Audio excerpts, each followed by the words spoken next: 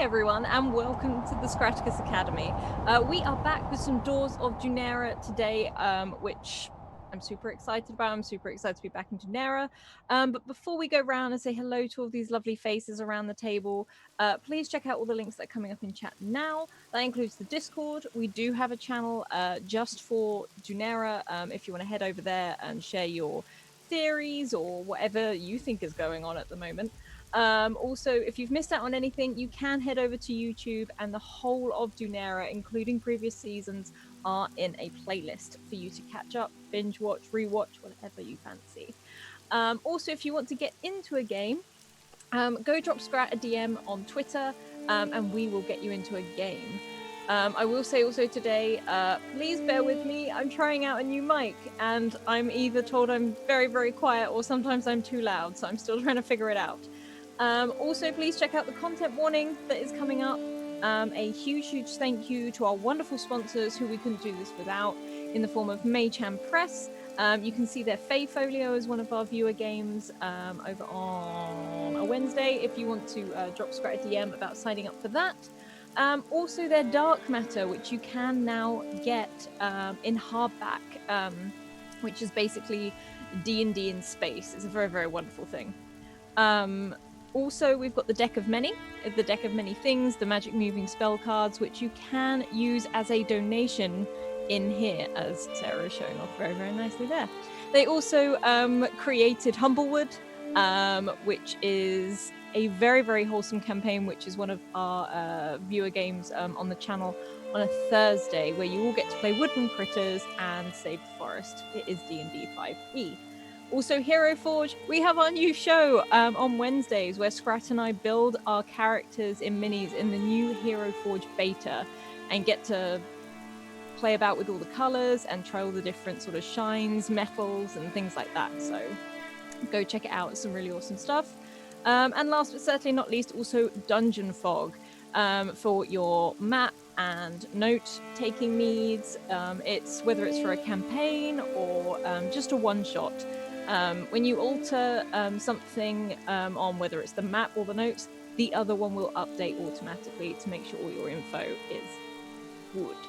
Otherwise, let's head round and say hello to everyone. We'll start as we always do with the lovely Jagon's Gold. Oh, hi. Oh, hi. I am Jay, or Jagon's Gold, and I will be playing Paula Packer, our dancer librarian. Last week was kind of crazy. There was quite a bit of bloodshed.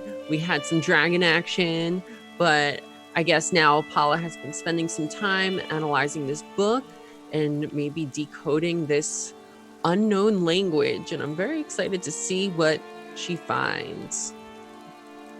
Awesome, thank you. Then we're going to hop down and say hello to lovely Tall School. Oh, hi. Oh, hi. I am Tall Squall. I am super excited to be back once again, playing Averick Caldwell, who is the apprentice of Tolan, who I had played in the previous seasons. He is getting the hang of his power, sort of, as his magic has sort of been unlocked by now fully being bonded with what was Tolan's old Inakwe. And so, he really worked hard to try to get these electric eels to sort of absorb a bit of their ability to shock, and then in an act of desperation, needing to flee from deep underground, used his rapid reforging to get some dragon wings to fly out of there. However, he's kind of looking like Abe Sapien right now, because when he does that rapid reforging, there is always, other things that happen. So he's kind of this eely, dragony something right now, and he's just worried about how he's going to get his nose back. So that's me. Awesome, thank you. Also, welcome in, Raiders. We are just about to start, so you've come in at the best time. Otherwise, we're going to hop over and say to our very lovely Mal. Oh, hi. Oh, hi, I'm Mal. I'm playing Reese Blackash. He's got a very big wolf, and last week we discovered yet another cool thing that he can do in the ability to slow down time. It will continue to be exciting, I'm sure, as I figure out all the fun things I can do with that. Awesome, thank you. And last but certainly not least, Sarah. Hey y'all, I am so excited to be back this week playing Florence Fetlock. She is a courier who delivers messages to this side of the Veil from other sides of the Veil.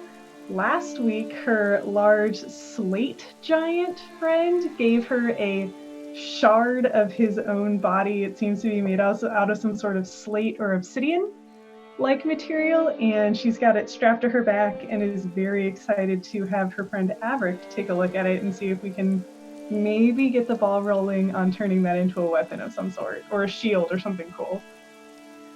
Awesome, thank you. And last week we left everyone after, I guess I would say rescuing Averick, but Averick did a pretty good job of saving himself in that one, so we'll save Tuva as well. And well done, Reese, for remembering Adrian. So we left everyone as this giant, this Dusar, this huge rock being sort of lent and crashed himself as the energy had been expensed as he lay against the cliffside, creating this almost like cavern or this cave of shelter for our party. And you wake up this morning with this, it is bitterly cold, but you're not feeling the breeze. You can hear it. You can hear it whistling through whatever spare sort of tunnel of rock or anything it can find. You can hear the gulls still overhead. You can hear the rain. And it hasn't rained here before yet, and it is heavy rain. But you sleep on this black sand beach.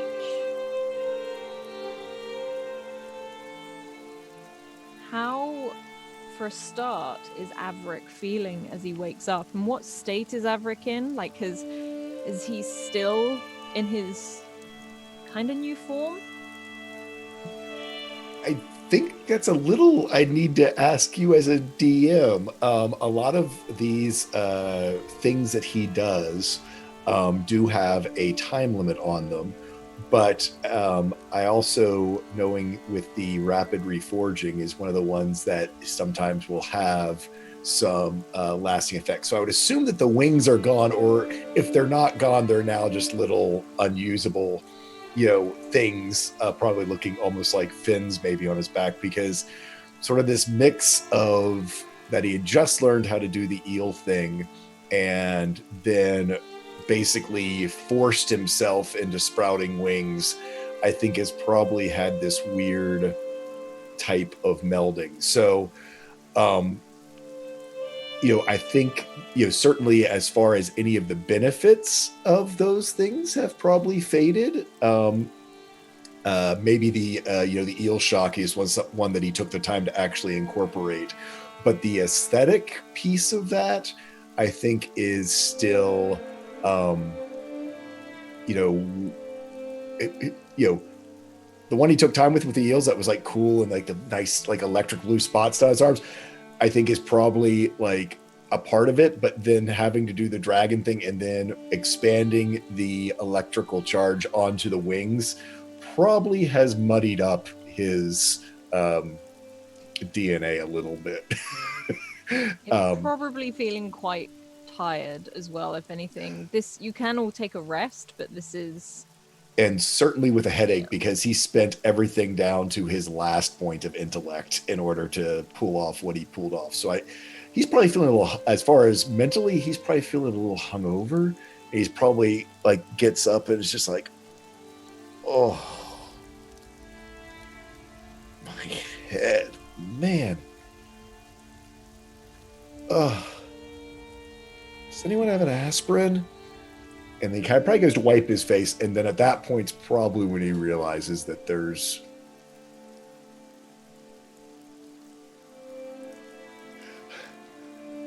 Paula? Oh, is that you, Averick? And you could see Paula her hair is like frizzy and crazy right now, and her eyes look bloodshot, and there's giant bags under her eyes as she's poring over this book, and she probably has been all night. Was that you, or was that just a voice? Do you not even recognize my? You said my nose was fine. My nose doesn't feel fine. It's totally not fine. Wait, let me take a closer look. And Paula gets up, and as she does, you could hear like 6 bones crack because she's been in this hunched over position all night. She cracks her neck, and she leans in to take a closer look. Well, yeah, probably scaly. He's probably a little scaly, and like I say, he's probably got like an Abe Sapien thing going on right now. You know, I wouldn't be too worried about it. It's probably fine. It'll probably go away at some point. He's like doing all this sort of stuff, and then he's like sort of checking himself, and probably then noticing that where it was just a little sort of line of scales down his arms before, that his skin's probably still a little bit that grayish blue color. You know, something happens like this to one of the students at the academy at one point, and you know, it took about a month or so, but eventually it started. No, it's fine. You know, none of us are judging. You're in a safe space. I don't have a nose. As you say that, you can see a very sleepy Tuva like walk past. Like she's got Brenna sat sort of half on top of her head. She's wiping her eyes. She's got a dragon under one arm, which is currently being dragged along the floor because it's now too big. It can walk on its own. It's chosen not to, maybe to keep her happy. But she looks over at you, Averick, and she swallows. She looks sort of at your face for a minute. Looks sort of at Paula. Are you alright, Averick? I don't have a nose. No, I can. Okay, it was not just me then. Okay. Wait. He sort of turns around. Do I still have wings? Probably little gimpy. You can see there aren't any wings, but there's definitely like holes where they come out. Like the back of your coat or whatever it is you were wearing is completely shredded. I liked this coat. Oh, yeah, man. that one's, I mean, luckily there's no wings, so you're in the clear there, but the coat, I don't think that's gonna be. Wings are cooler than not having a nose. Is this a new thing you're trying? As Tuva sort of looks up and she starts rummaging in her bag for some food. I'm sure it all... And she sort of makes that motion, you know, when it goes, got your nose, and like puts it away. It's like, I'm sure you'll grow a new one. Yeah, but I'm gonna have to figure out how to do it. Like when I had to figure out how to grow a foot. If you can grow wings, you can grow a nose, right? Is it like an adrenaline thing? You know, maybe if it's an adrenaline thing, we can just kind of surprise you and you can pick one you want now. Wait, you didn't like my nose before? No, but think of the variety. What was wrong with my nose before? There was nothing wrong with your nose. I'm just saying. Do you remember what your nose looks like? Do you remember what your nose looks like? Like no, off the top of your point. head? I kind of do, but if I had to it's not like I can sculpt my nose. I mean, Tolan always made this look so easy. Well, you did the wings pretty quick. Well, that's the problem. When I panic, Boom. It just kind of happens. But the problem is that a lot of other stuff happens at the same time. Like I have no idea what not having a nose has to do with having wings. But apparently, my body thought that was the case. I don't know aerodynamics. Are you breathing through your mouth now instead? Well, I kind of, and as you do that, you kind of see there's just kind of like 2 little slits that kind of open. I didn't think about. Oh, whoa, that was weird. That was weird. Maybe I'll breathe through my mouth then. Yeah, that might be for the best. Is it terrible? At least you won't He get does it cold again. nose out here And you see the little anymore. like slits open and then close. Kind of reminds me of your little friend Tuva, kind of motioning off to the dragon. Oh no! And he looks over. Is that kind of like how the dragon's nose works? It's not quite like the dragon's nose is bigger, but you can definitely see the similarity picking up on the dragon's wings that you formed. You feel you may have picked up more than one trait from this dragon. Great. And You know- Tuva looks at you and it's like, Well, I think it's a lovely nose. I'm just saying, if you want to get something different, you can.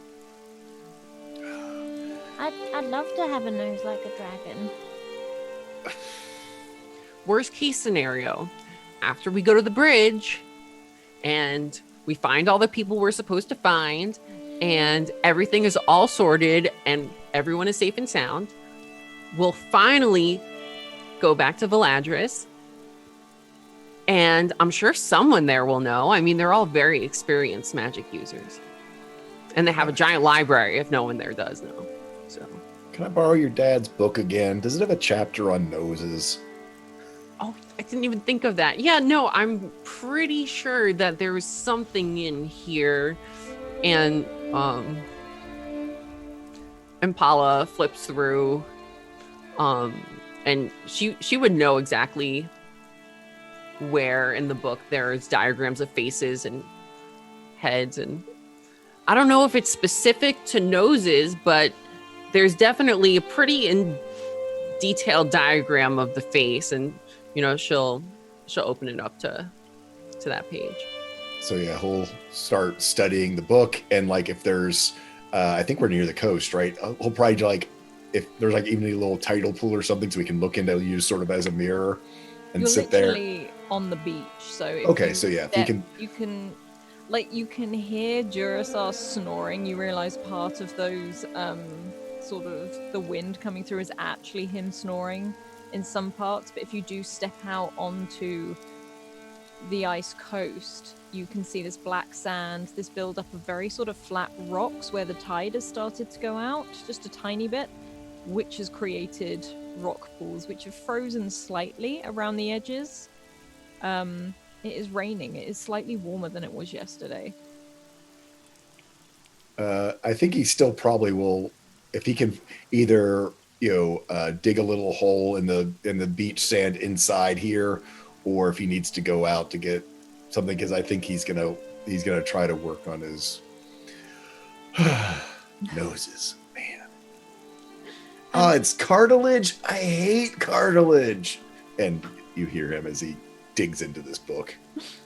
And as this is happening, as the nose chat goes on, what are Florence nose and Reese chat. doing? Are they like, is Reese an early morning riser and has been up for a while? Has he gone off down the beach, or what has Reese done? I think he is normally an early morning riser, but with all the things that have happened, I think he just, once he woke up, he just stayed laying in the cave made of Dusar with everyone. And when Averick moves off a little ways and is grumbling about noses and digging in the sand, Reese just walks over, having taken his coat off. I mean, because they're all wearing like 6 layers of stuff because it's cold up here, but Reese takes the topmost coat off and he's just like, here, give me the wrecked one.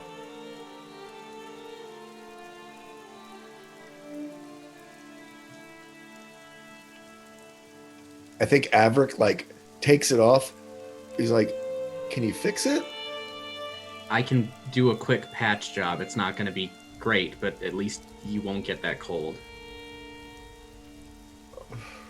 Okay. And he hands it over. You can see it's kind of reluctant, and you can see it's kind of like his like favorite coat that with the lamb's wool around the outside. It's kind of like a shearling coat. Man, Reese- I'll do my best, but it's not like I'm a professional seamstress.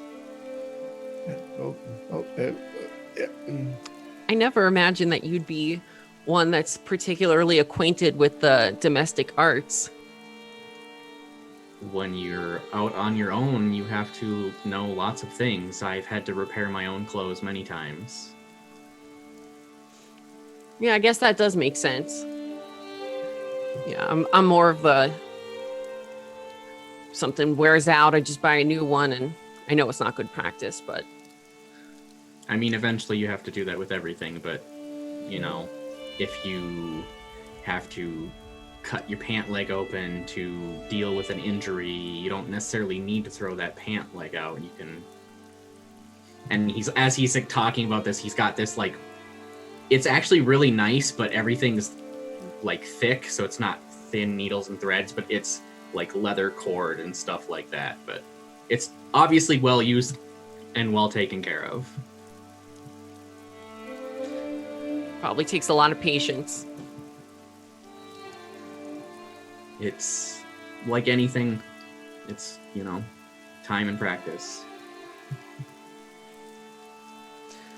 Well, you'll have to show me a trick or two one of these days, because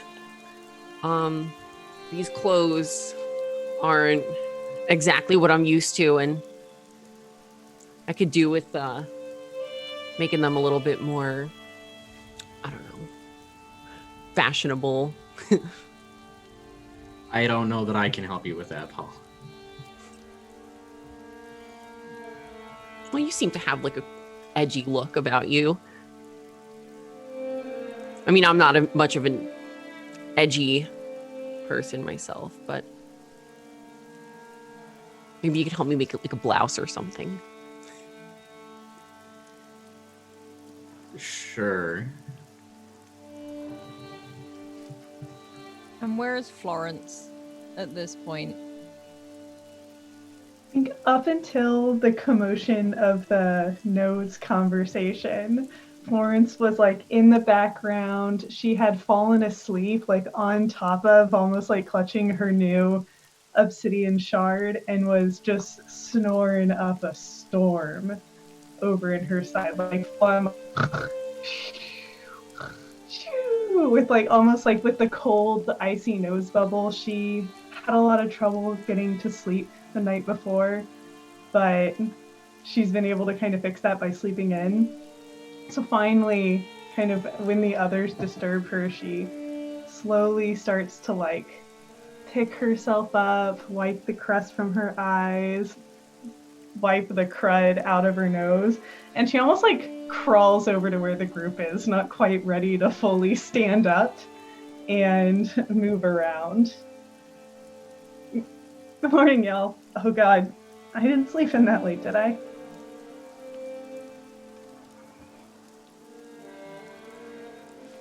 It's hard to tell from inside this giant made cavern. It's cool though. Actually, speaking of that, Averick, whenever you have a moment, I don't know if you got to see it yesterday, but Dusar gave me a present that I think it's something that can be turned into like a weapon or a shield or something cool, but I don't really have the skills to do that. Yeah, sure. He turns toward you. He's like has a nose that's like looks like a big old like potato. Oh, magic acting up for you a little bit? Yes. But yeah, no, certainly I can give it a look. I can try. I mean, God, shaping stone's got to be easier than shaping noses. Ugh. And you see as it like shrinks down in its back to just sort of the two slits again. What if she kind of takes a moment to think, back when I was first peering into the other side of the veil, I was scared of it for so long that every time I'd look to the other side or wherever it is I look, it's gotten a lot more complicated in these last few weeks. I try to get back as soon as I could, and sometimes I'd get stuck. Like I couldn't turn it off. And it was really scary, and I'd get frustrated with myself, but I'd be stuck there for a while. It sounds like maybe you're going through something similar. Yeah. I just... So, I got the eel thing worked out, and it was so cool and right, and it was just... They showed sort of like the little ridges with things, and it was just like a neat thing. And then I needed wings, and now I'm kind of scaly, and somehow my nose got lost in the process. Ugh. Do my ears look the same? I think my ears are different. His ears are totally the same as they've always been, but he's like panicking now. Tolan, I think you should maybe have a little bit more patience with yourself, or instead of focusing on how you're not getting it right fast enough, maybe try to focus on the excitement that you can change it all. It wasn't until I started to let go of the fear that I had for what I could do and embrace it on my own terms that it started working. But what if I change so much I can't find myself again? I mean, today it's a nose, yesterday or whatever, gosh, 2 days ago. I mean, my foot's, I guess it's kind of mine. I mean, it's a foot, it's a human foot, but I mean, I don't know if that's what my foot really looks like, because I didn't pay attention to stuff like that.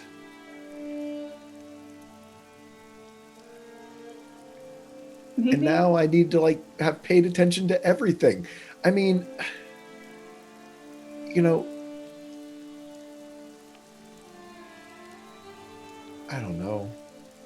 Maybe it's less about getting it exactly right and more about getting it to where it feels good, where it feels like you.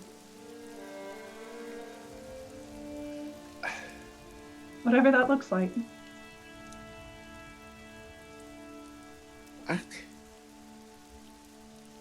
My whole life, people told me or had expectations or said what I was going to be or how I was going to be. And even when I thought I kind of made my own choice by going with Averick and not sticking with the church or the academy, you know, I was Averick's apprentice, and that was what I was going to be. And then, you know, I was the Blightbringer's victim, and that was what I was. And then I was just the guy who, you know, owned the coffee shop. But I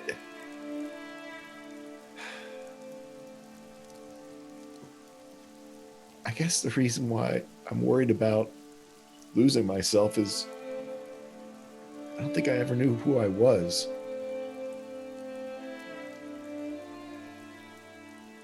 And maybe I've already lost all the people I was supposed to be.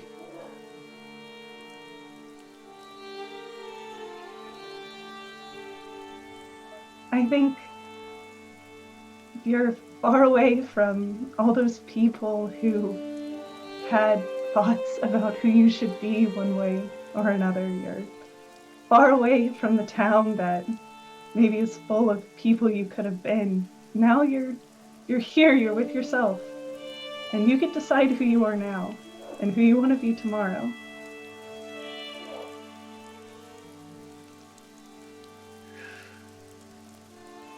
I think I'm going to start with a guy with a nose. Sounds great.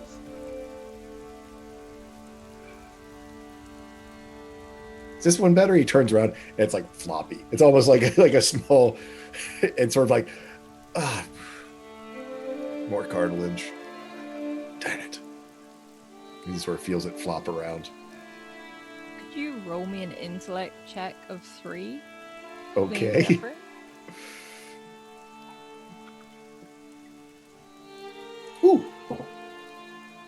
Okay, so first of all, thank you to chat for picking for Averick Oh no. to gain something. And Averick, you focus on this book real hard, and you find a picture which is, I guess the best way to compare it to something is like the Vitruvian Man. Okay. And you can see the nose on this person. You can see every detail, every single bit of jaw. There is muscle here. It's showing how the muscles work and how everything flows. And as you do, you sort of close your eyes and you feel that moment where it's barren more than the Clyde you know. And your nose sort of comes back as you visualize it, as it starts to sort of grow, but also you feel like your whole body gains this sheen, this encasing.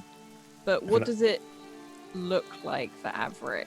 So I think he's thinking of the Vitruvian Man, and he's really visualizing that in the back of his mind. He's thinking about cartilage, and he's thinking about the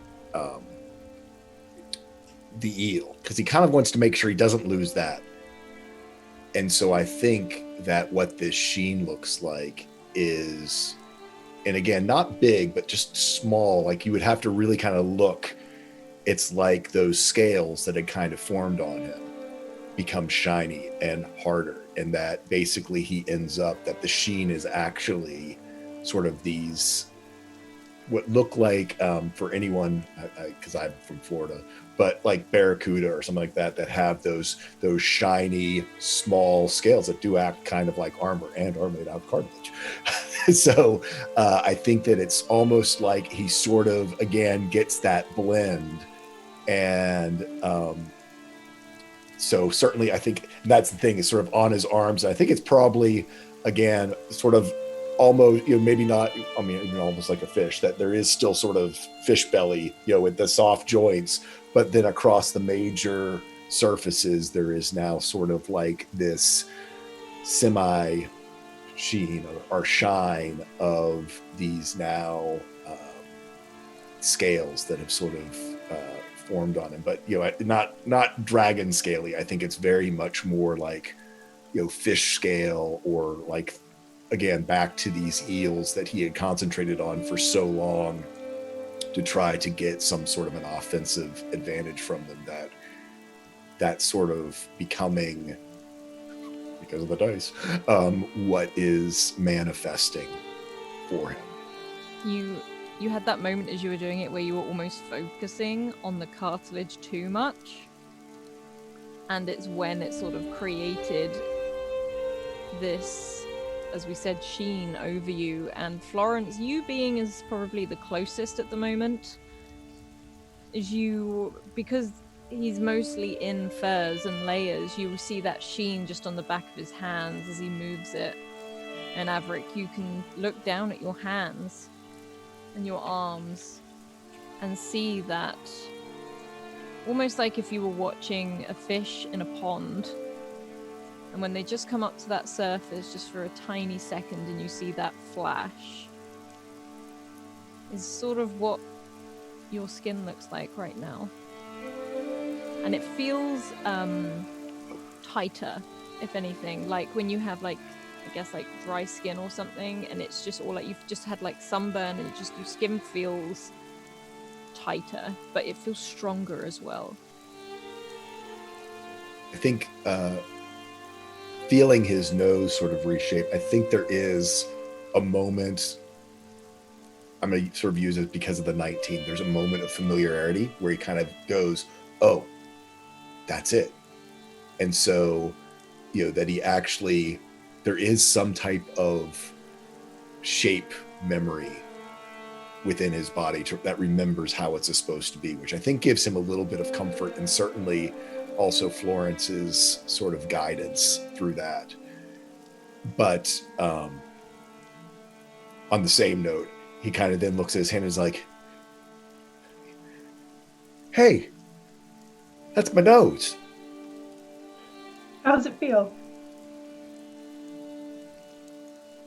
Familiar, I guess. But he kind of rolls back his sleeve. But apparently my nose comes with more scales. I'll take it. And Tuva sort of pokes her head round and is like, did you do it? And sort of sees your arms and is like, Great. You did it. I got a nose again, though. Yeah, you got a nose. Look, Like, it breathes in its normal nose instead of slits opening up. and she looks a little confused, but soon she sort of wanders over and she immediately takes your arm and she's looking at it, she's poking at it, she's trying to see what it is, basically. But One step at a time. Apparently noses in my brain have scales. maybe you can swim better now. He sort of spreads his fingers. Nope, no webs. That was that first time. So we're getting better. So I still have a foot. I don't have webs in my hands. I have a nose. It looks, he sort of reaches over to see if he's still got a little shock left, see if he could, not to Tuva or anyone, but like to a rock or something. And okay, still have a shock, but now I have scales. Okay. Skin. Tomorrow we work on skin. And as you sort of sit there throughout the morning, everything seems very regular for the North Coast, for this ice coast. You can hear the waves, you can hear everything, and Dusar soon wakes, and you can feel that crash, and you hear it of that rock. It's almost as if it's leaving the cliff itself. And he looks down at all of you, blinking a fair few times, almost as if he's bleary-eyed. And he looks at you, and he looks tired. You all survived the cold. Thanks to you. Really, we have a lot to thank you for. So, you head to the bridge now.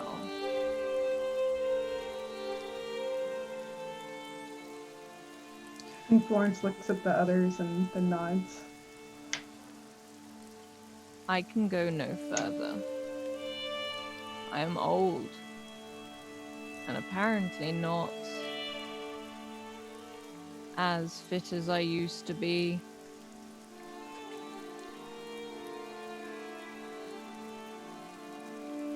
Also, thank you for that donation for everyone to get a deck of many.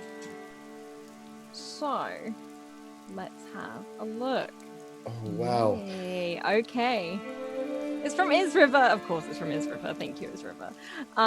Okay, first of all, we will start with Reese. So, Mal, tell me when to stop. If I can unmute myself. Shall we start again? It's like, Just, you can go for a while, that's fine too. Stop. ooh. Reese gets the comment. Only the good things. Okay, hang on. I'm going to write this down so we don't forget. Okay. And now we're going to go with Florence or Sarah. Tell me when to stop. Now.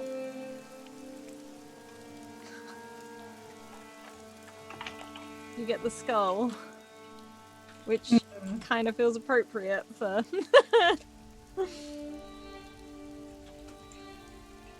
Okay. Then we're going to go to Paula. Jay, tell me when to stop. Stop.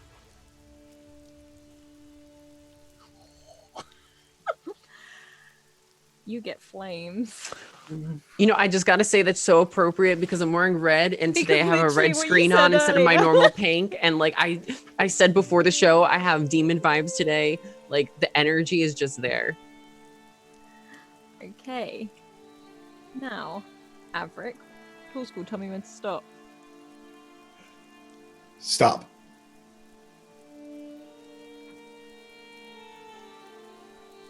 You get the knight. Wow, I've got the jester and the knight. What's that going to mean? Mm-hmm. Oh, I'm combining them. Okay. So, the giant looks to all of you and says that he can't go any further. Says how tired he is, but he does turn and look at all of you. If you stay headed on this path, you will reach the end of the black sand, and on the right, where the magpie is carved, you will find a stairway. It will take you up to, and he seems to wince a little bit, almost like he's really trying to remember something, really trying to focus.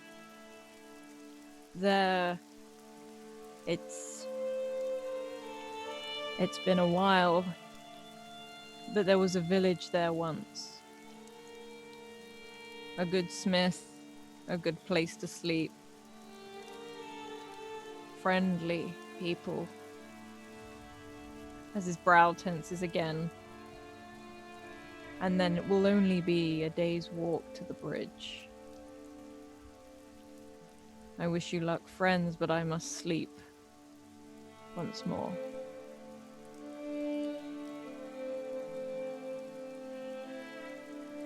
Thank you for all your help. And he gives you a slow nod, and you hear that crunch of stone. And then pauses and looks back at all of you as he stands, as if to head back to that sort of almost allotted space in the cliffside where you found him. You must be wary of those dripped in gold. Yeah, We've been known. They're here. They are not kind, and they have lived many years. And you see his head sort of dip. They killed many of my brothers and sisters. And he turns to start walking away again.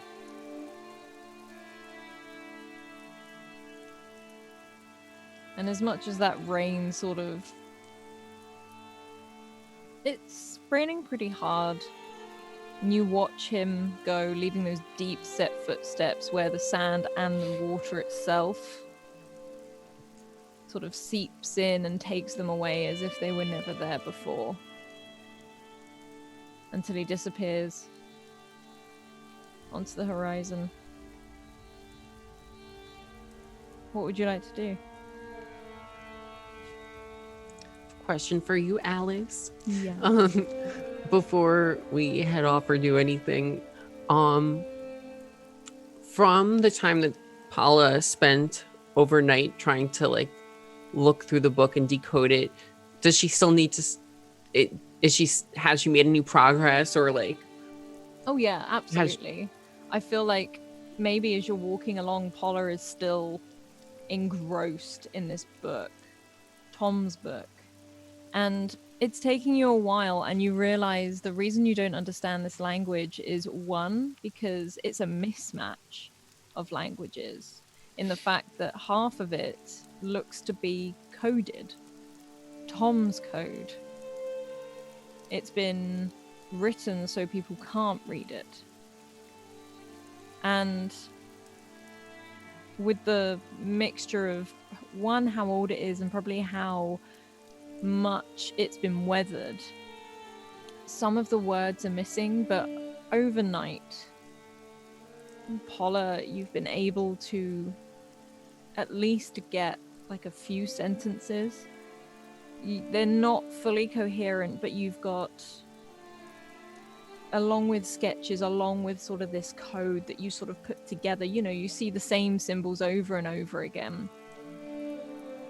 and one of them is doorways to other places.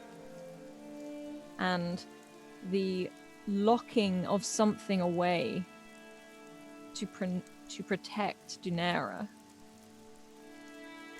And you sort of go through over and over. There's these sketches that look like they've been worn away. They're like in like a charcoal or something, so some of them have smudged.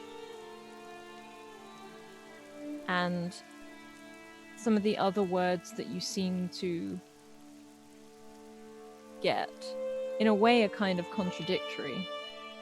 One is that something takes magic, it takes it away and feeds off of it.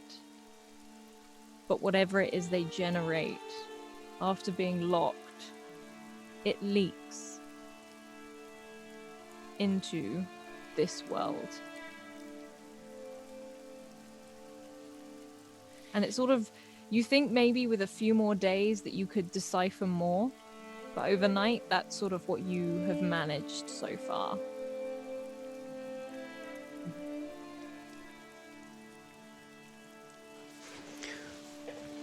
Hey, Reese, before we go, I was looking through the journal, and if who we're looking for was friends with Tom and my father and Aggie, and if they all knew each other and presumably were on the same page, I think I might have gained some insight onto what they might have been doing. In fact, all of you guys, and kind of like to talk to the larger group, should probably know. So it looks like they may have been trying to destroy these doors. I mean, we may have gotten some been able to make some guesses that they were trying to keep the giants out. I'm not sure if it's the giants or some other greater evil, but it seems like they were trying to lock these creatures away and protect the magic of our world. And it's unclear why or how effective this method is, but that seems to be what they're doing if he really did destroy the door back at the temple in the mountain.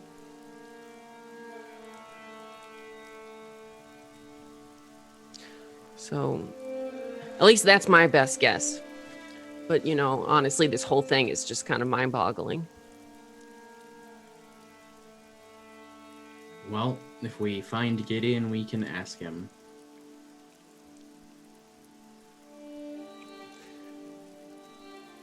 Well, better sooner than later. Paulus closes the book shut and some dust flies up.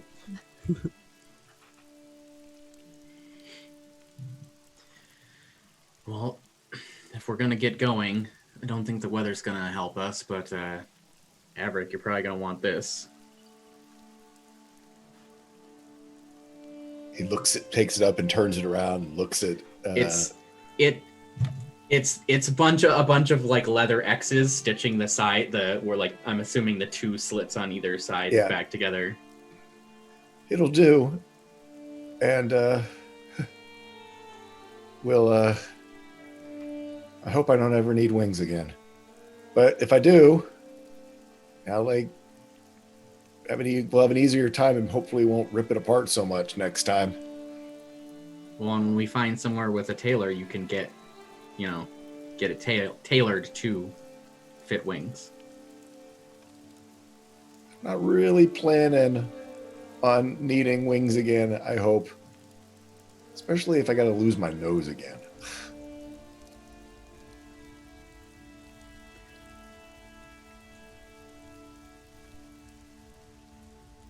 I don't think that you'll, I think as you get better at realizing what you want, that the side effects will lessen. Well, apparently now I have scales. He holds up his arm. mean, it looks tough. That might help. Feels kind of weird. But yeah, no, you kind of tink, you kind of can hear almost a little. I guess it's gonna be helpful. We'll see.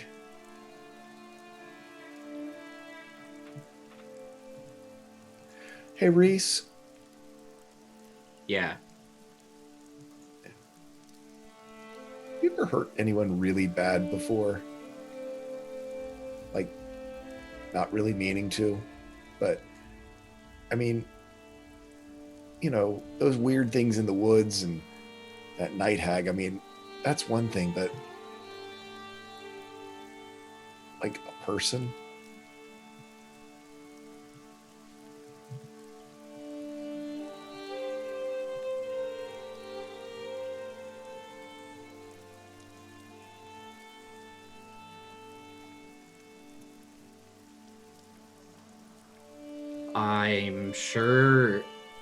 I'm sure I have. I mean, you don't learn the things I've learned without some accidents occasionally happening.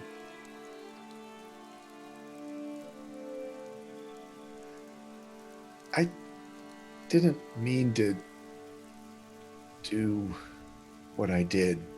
I just didn't want him looking at me, and I was scared of his eyes, and I just wanted to wipe them away.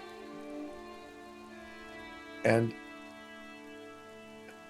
I kind of did.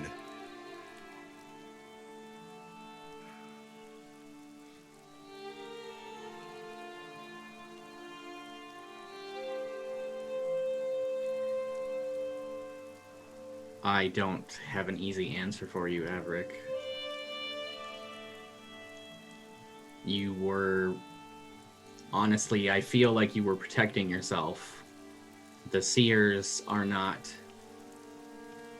nice or even potentially good people. They said they weren't with the church.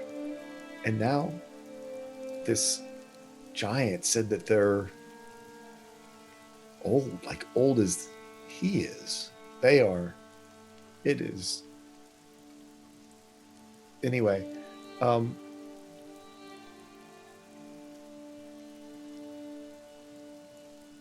do you think like the Seers are like from before even the church was around? I mean, is the church just like a cover, kind of like some of the things that operate down in the Tangle and Karnan? I don't know, but it seems possible. It also seems maybe the church started as a separate thing and the Seers worked their way into it and bent it to what they wanted. Who knows?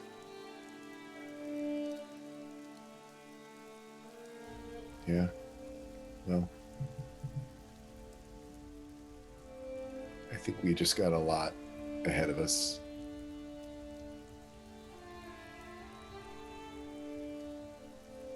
I agree. Seems like for every question we find an answer to, there's 3-4 more new questions.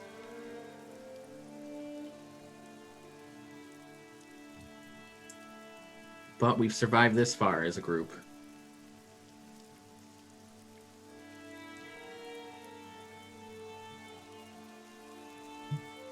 We're gonna, once we do this, I mean, I know they'll keep him safe, but I want to go back and get Tolan. But I also think what we're doing might be the way that we figure out how to get him back. I kind of agree with you, yeah.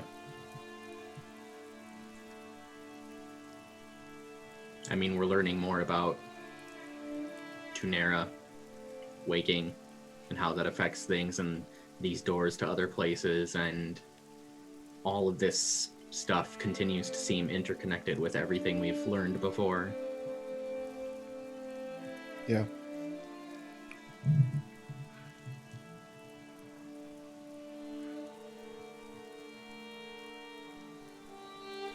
So, this village, I guess. We get there, we rest, and then the bridge. Yeah, I think it would do us all good to have a bit more comfortable rest again. Especially if Paula's going to stay up all night reading. Yeah, she looks all puffy. And I don't think I've ever seen her eyes that red. Me either.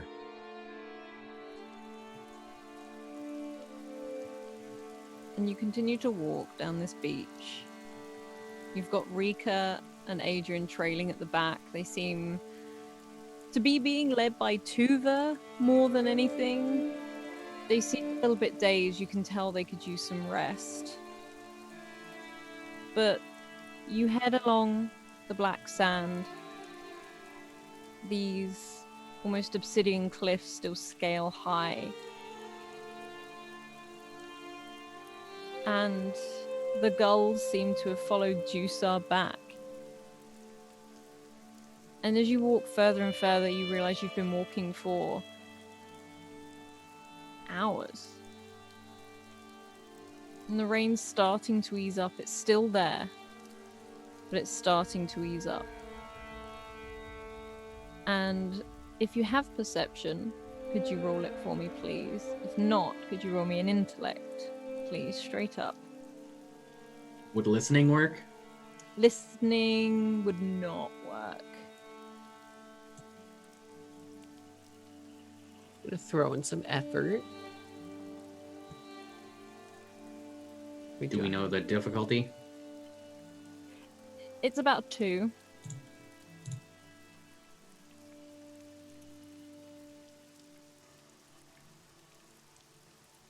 Okay. Let's have a look.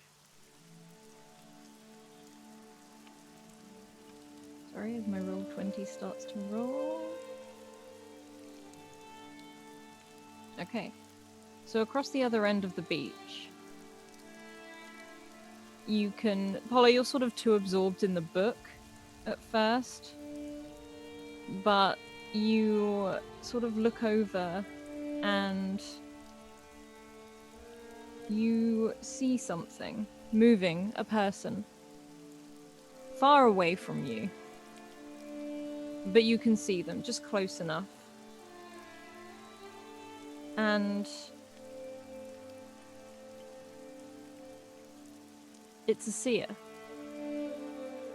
As a seer walks down the beach, paying no attention to you. And it walks very slowly with this almost bizarre pace. And you watch it walk down to the edge of the ocean, hands outstretched.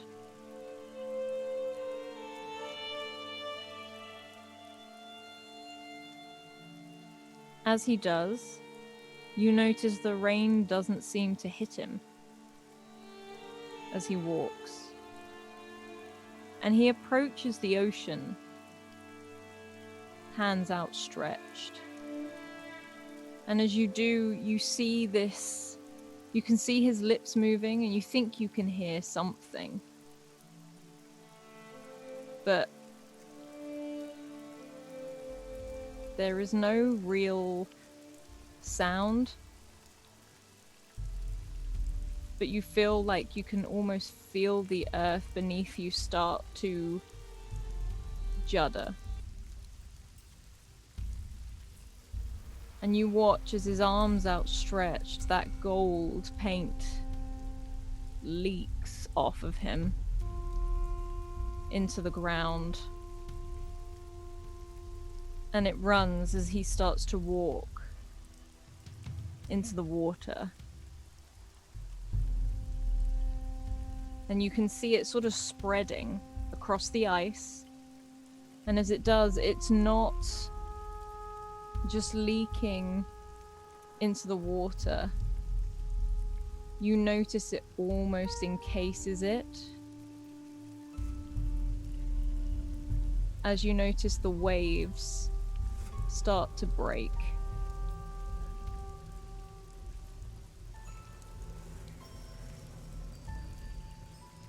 And this gold pools across the surface like oil. And something starts to move beneath the surface. As you see this almost untouched by the cold, this Seer step into the sea between that ice, the big chunks of ice that are floating. And soon out in the deep water, you see the water itself start to part a little bit. That gold is now pouring off of him. As at the tip of one of the waves, you see this muzzle start to emerge. And as much as it sort of seems to be walking out the ocean, almost as the giant did, you can see the Seer's eyes blaze gold as a huge pair of blazing gold eyes come out of the sea to meet him. Hands outstretched.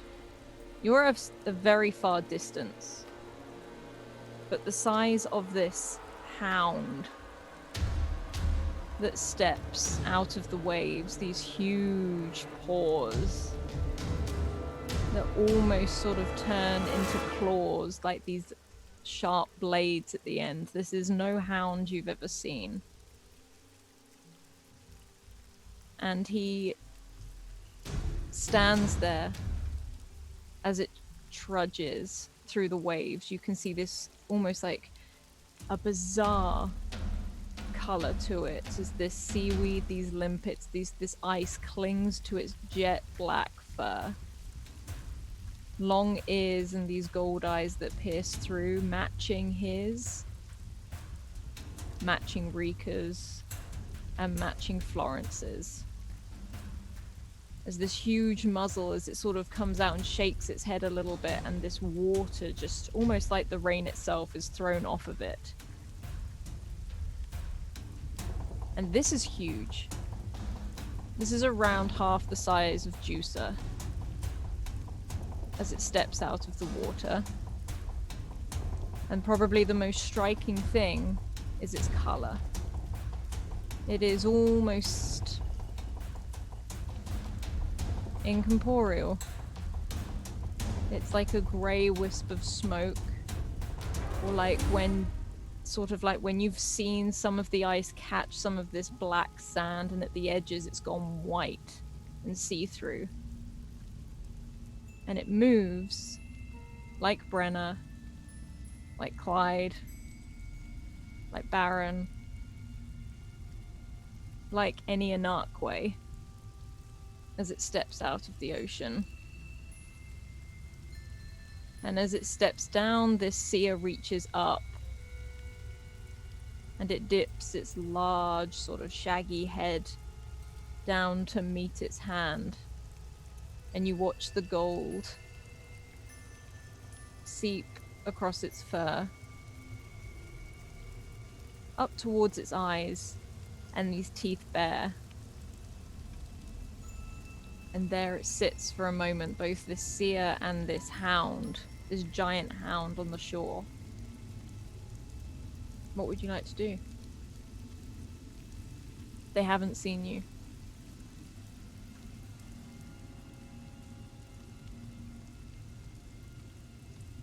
I'm going to sigh.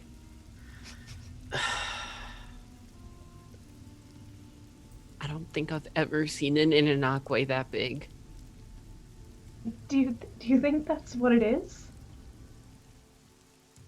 Well, it's what it looks like at the very least. Some kind of spirit, maybe. I mean,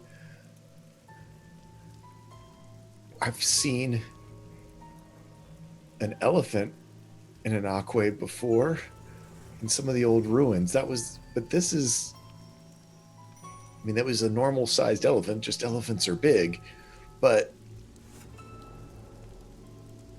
I mean, I looked to Reese and sort of asked her, there's no wolves that actually get that big, are there?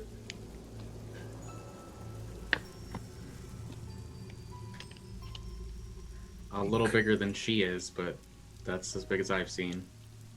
Could there be a giant magic user? I mean, there couldn't be, right? There's not something that was as big as that giant that also uses magic, right? Right? I have an Alice question.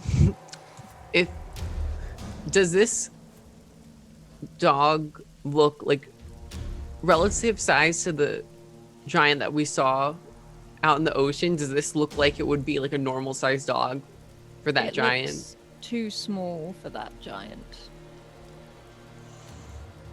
More like for Dusa, though.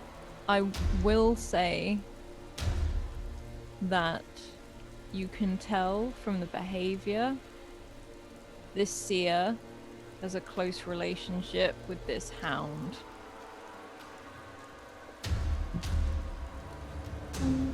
I also have an Alice question. Yeah. Florence thinks back to the vision that her and Paula got swept into in the Star Cave and remembers like the large ram creatures that people were using as mounts and is trying to rack her brain. Did she see a creature like this, or did she see something else that was enormous, maybe near the giants when they were in that? You saw something else a little bit smaller than this. This is brand new to you. This looks like nothing you've ever seen other than the fact that it looks a lot like an Inarque. But it's almost as if it's got extra. Inarque's eyes don't tend to flash gold. And they don't tend to be this big. I will say, especially from Florence's outlook, you can tell that this is connected to the seer. And she's also guessing to the giants as well, because they have those same bright golden eyes, or at least her guess. Mm-hmm. Is the seer, because is it corrupting it, or is it, I've never seen their gold do that, and I've never seen an seer with an Inanakwe in general. Neither have I. We know that, everything I knew about them is that they weren't supposed to, none of the church endorsed magic, really. I don't think we want to stick around. Other than if the seers are looking for us, and if that seer sicks that on us, and it works like a normal hound works, and it can track us, we're going to be taking that thing to a village full of people. And if our encounter at the camp is any indication,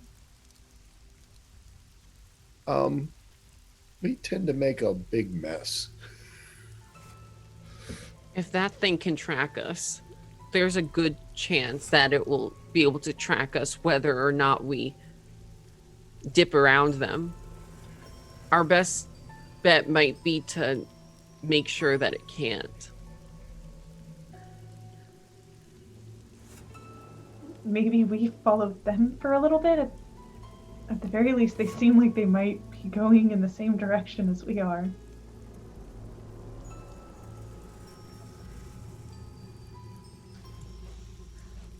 They did say originally that they were looking for Gideon, and he's at the bridge or headed towards the bridge. I gotta say, I'm kind of riding off the high of yesterday. I think we're pretty dang powerful. We did some cool stuff. We might be able to take him. There are 4 of us.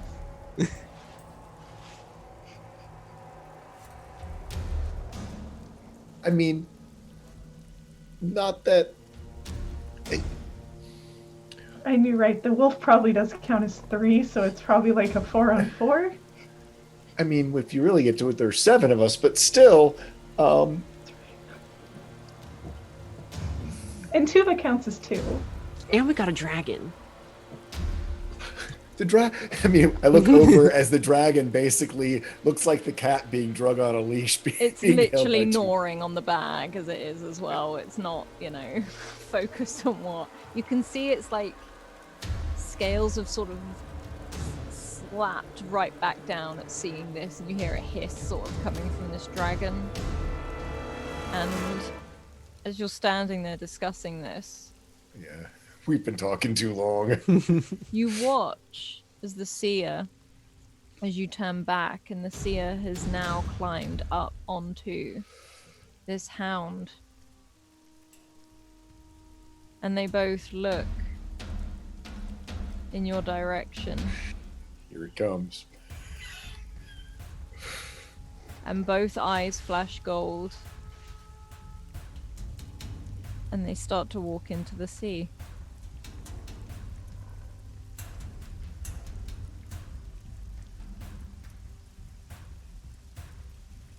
Well, I mean, I hadn't really considered the thought that they might not be interested in us whatsoever.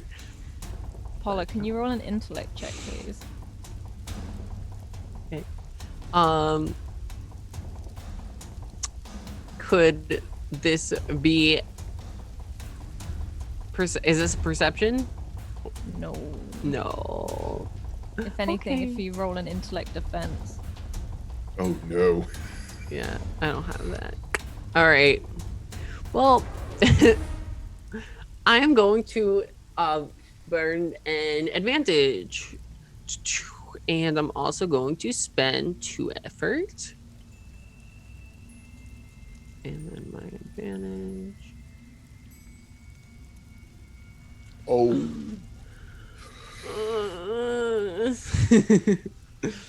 As you say those, like, we could take it. You notice that this Seer and this hound has fixed itself on you and looks directly towards you. And the rest of you can see this too, but Paula, you feel it. It feels like you're warm all of a sudden, like you're not stood on the ice coast.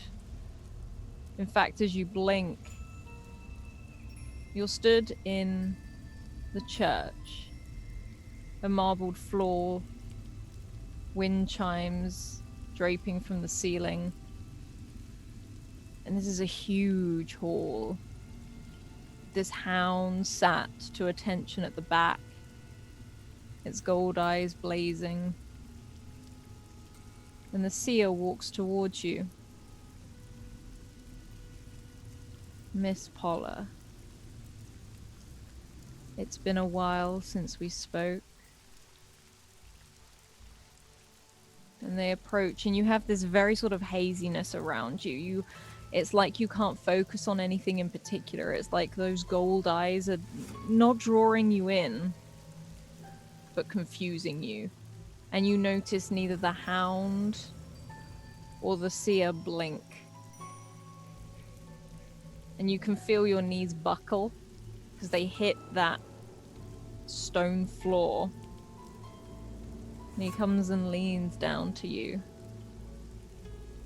and tips his head to the side. You can hear those wind chimes. And he smiles. A word of advice that your father didn't take. He leans closer to your face. don't try to kill an immortal. And he stands back up again and starts to turn and walk away, and the whole room before you seems to fade and disorientate and swirl, and you feel yourself black out. And the rest of you, at first indication, you watch the book from Paula's hand fall as her knees fall forward into this soft sand. And this wolf and Seer turn and walk into the ice coast depths and disappear.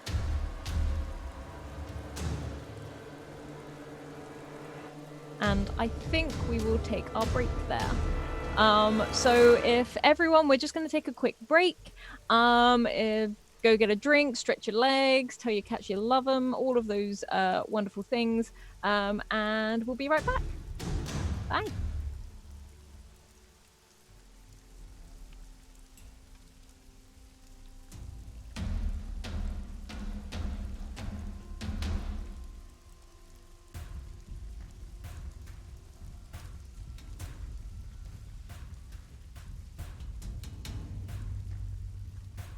Well now, y'all, if you're enjoying today's show, I thoroughly recommend checking out some of Alice's other shows. Give me a hot second. Let me just bring this volume down on this music. We're going to run a preview for her show, which released this weekend over on twitch.tv Gilding Light. Satine did a lot of the promo for this, and we're 100% backing that up. As I desperately go to find the file. It's always the way, isn't it? Just when you wanna go and, you know, throw something together quickly, you realize you don't have the thing together. There it is. Okay, so I'm gonna play the video now for the this is for Zyra, another campaign from the mind of Alice Cleaver, and we will be back in around 5 minutes.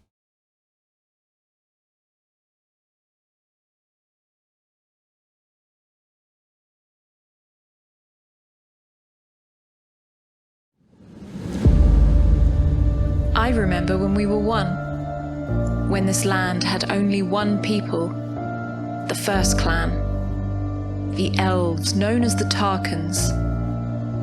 Over time, differences emerged. Some elves, such as I, secluded themselves. We focused on knowledge, on recording the world around us as well as its denizens, its history, its morphology, and its magic. The other elves left the mountains to reach towards the beyond, to become one with it, to become its avatar and its guide. Thus, the second clan was born, the Mortaran. Many years later, the Men of Stone, the dwarves, emerged from the earth. When they first came to the surface, our sun proved too much for those so accustomed to life within the below, its guiding light granting them nothing but blindness.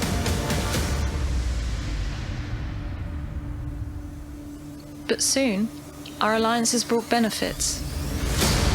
They shared with us their knowledge of architecture, smithing, the below, and the creatures within. Lastly came the humans, and with them came war. Such ambitious creatures, though they lived no longer than a child, the speed of their advancements were astounding. The humans brought knowledge of farming and agriculture, but in battle, they were a wild, fierce, and unpredictable foe. However, after a few generations, their tempers calmed. They appointed a leader, but this was not one for all.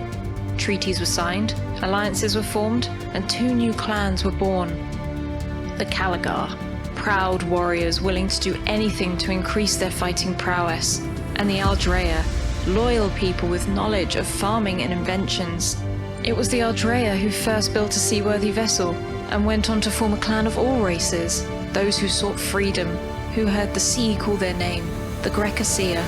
These clans, whilst different in nature, existed in the same world, a world of wonder, of rich diversity and creatures yet undiscovered, of earth, sea, and sky, a world of danger, intrigue, and most of all, magic. But now our world is threatened. A darkness has come, an infection spreading seeds of destruction through our crops, our livestock, our people, unaffected by any and all attempts to stop it. It spreads with an untold ferocity. I, along with most of our people, have fear. I scour the books, retrace our steps, pour over all records of our history, and still I find no answers. But today that changes. Time is running out and I'm going against everything I believe in. But despite this, for the first time, I feel hope. Because I found something.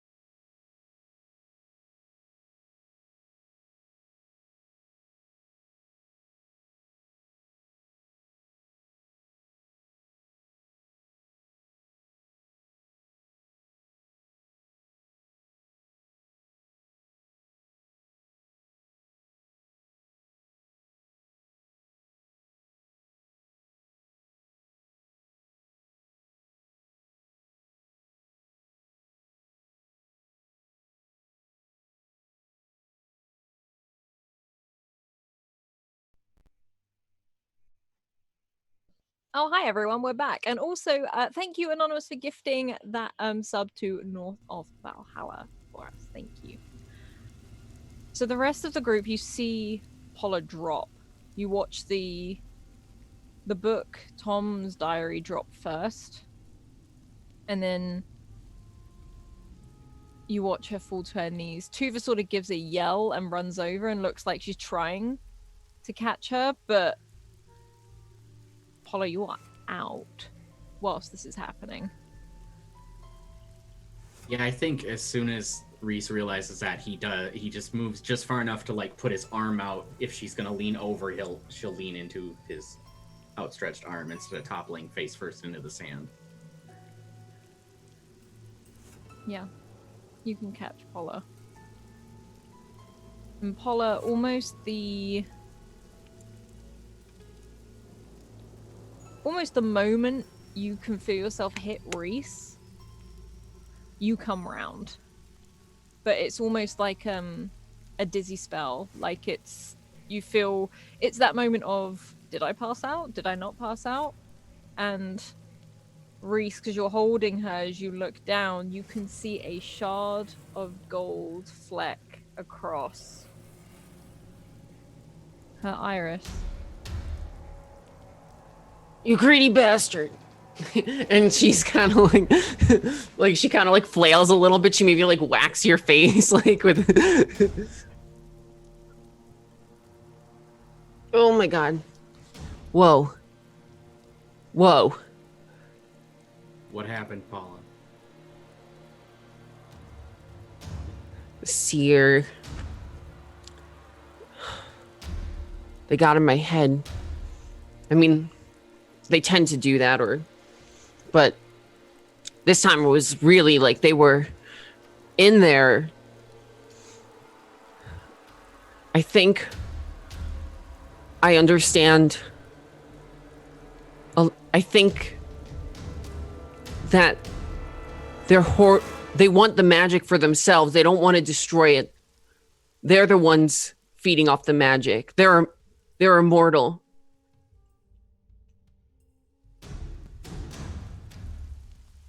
They're immortal? Hello, Well, hype train. Well, Rockboy said that they lived a long time, and then I thought about fighting them, and then all of a sudden the Seer came to me in a vision and was like, "Don't try to kill an immortal." So they're probably immortal. Probably. Are we thinking? Paula, she came out of this. She was like confident. She was like, "I figured it out. Like, I've solved the mystery." And now all of a sudden, like, she's putting that into question. Well, I don't know. Maybe they're not. But I swear, if they are, I called it first. I mean, maybe they're not. If they're immortal, maybe it's because in magic or siphoning it, not because they are a creature or something that is immortal by nature, right? No, they're definitely taking magic that they shouldn't be. They don't.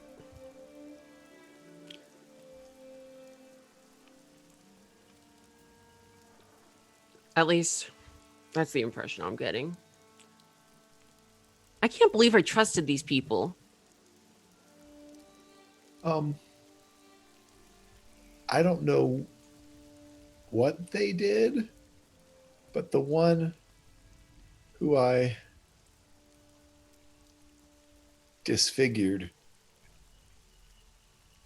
they did something horrible to them after.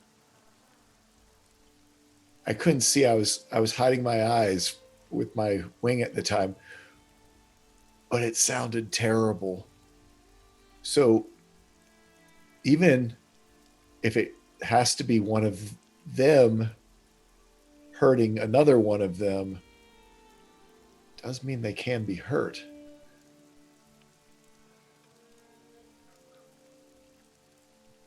Well, who knows what they mean by immortal? Like, immortal, they can't die. Immortal, they will live forever unless we kill them.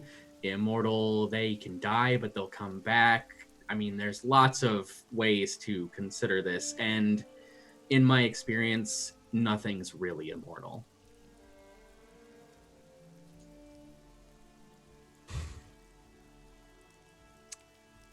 Yeah. I don't know. Maybe they were just playing mind games or something. That seems like something they're inclined to do, yes. Right? Yeah. Good point. But it does sound like there's something to this whirlwind of thought. Maybe they're immortal unless they're cut off from whatever power they're stealing. Tuva takes a step forward. Well, it looked a lot like in an archway, right? What happens to us when that happens? I know when... And you see her sort of almost like roll her shoulders and shudder a little bit, and you can see her sort of... Brenna sort of dives into her jacket. I remember when they tried that with me.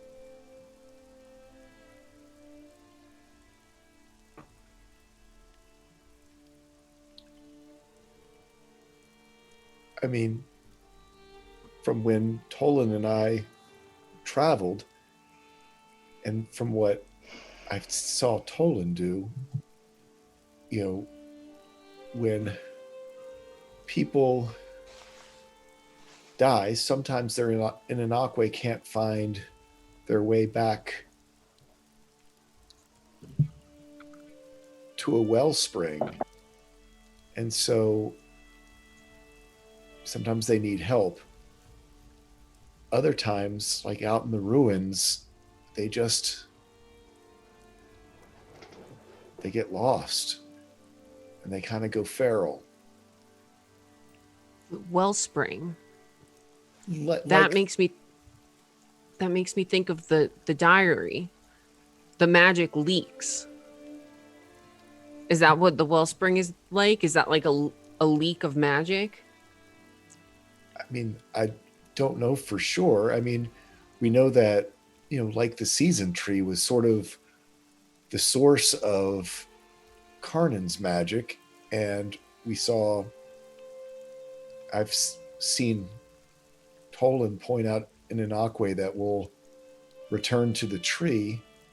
And we've also seen, in the ruins down to the south where well springs have, dried up, gone away, moved.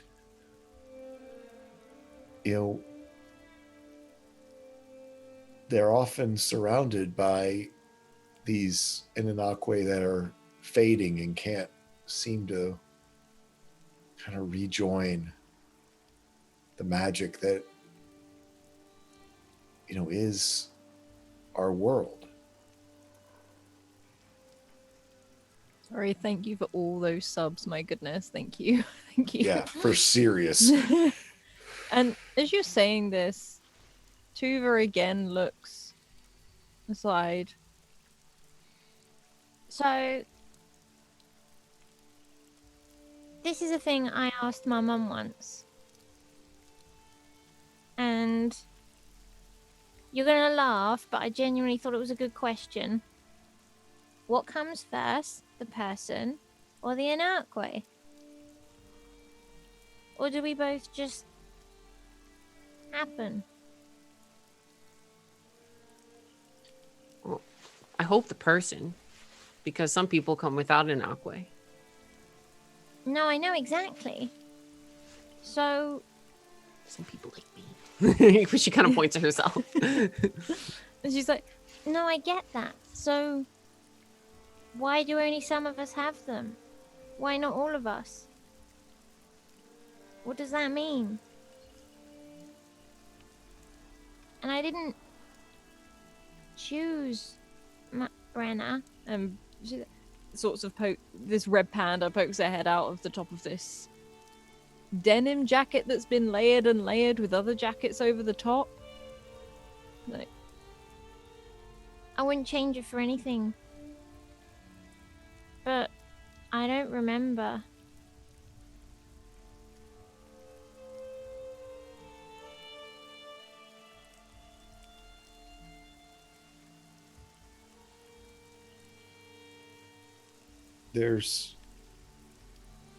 I don't know if there's a way to know. I've seen in an Aquay stick around after a person has died. But Averick looks to Florence. I mean, Florence sees people stick around.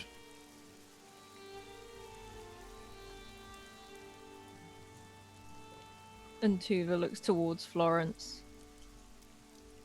When you see people like that, do they have their Anarque with them? Florence takes a moment to think on that. She thinks the answer is no, but she's not really sure. This would be an Alice question. You've never seen one. Florence takes a moment and scratches her head. You know, I think just in the way Averick is saying that Inakwe have a hard time leaving. So do people.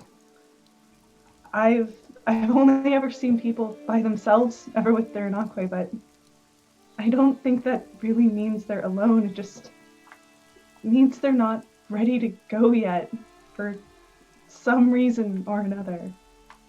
Maybe because they're not done doing something yet, or they regret something that they want to fix, or there's someone they love that they're just not ready to let go of. I don't like the idea that one day I'm not going to have Brenna with me anymore. Brenna's always been there. I think...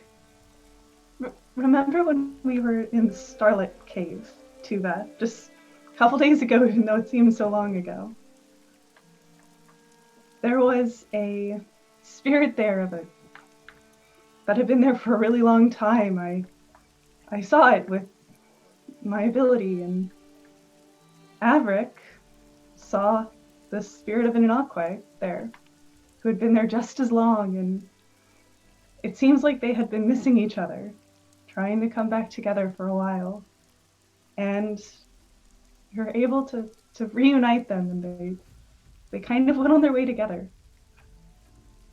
I don't know, I think when we go, we stay together with them. I think they're a part of ourselves. I like that. Let's go with that. And she starts to march, continuing up the beach with a stride on her, like her arms are swinging. This dragon is sort of half being dragged, half walking beside her. And it's not before long that you come to not the edge of the cliffs, but where the beach ends, where it becomes that ice water. And as exactly Jusar put it, you see carved into the rock a staircase up. And as much as these look weathered, and some of the first steps particularly look as if they're sort of sloping down and wearing away. Thank you for that hype train. Everyone gets 2 more nat 20s to use. These steps are in pretty good shape. Almost maintained. And as if it'd been pressed, not carved, into the rock, is a circle with a small magpie, 2 crossed swords. Its beak pointing up, almost as if it's pointing the way up the stairs.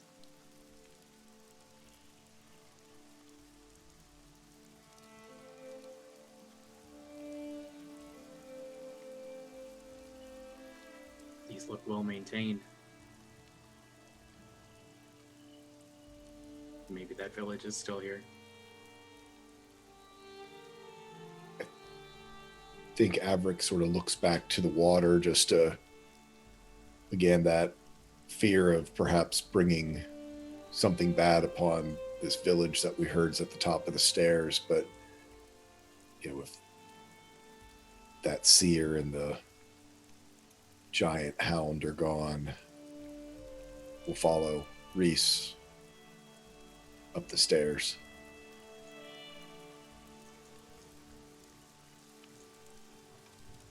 I'm hopeful they're friendly.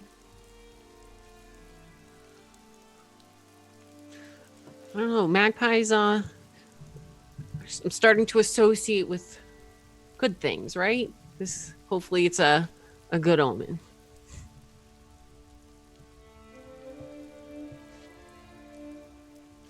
Okay. As you walk up the stairs, it's quite a way of a walk, and you get closer and closer.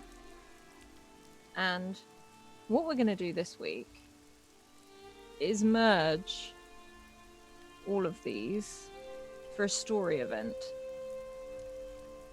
Okay. And you head up these stairs, And you can hear a crackling, warmth. And as you reach the top of this ridge, you are met with a strange sight. And as you do, it's this... It was once a village. It sits broken and in flames. It was not long since someone passed through here. As the fire melts the snow around it on the earth, stand these buildings, some of them hollowed out with this fire. You can see that blacksmith that was mentioned to you by Juicer. If anything, it's one of the most still upright buildings.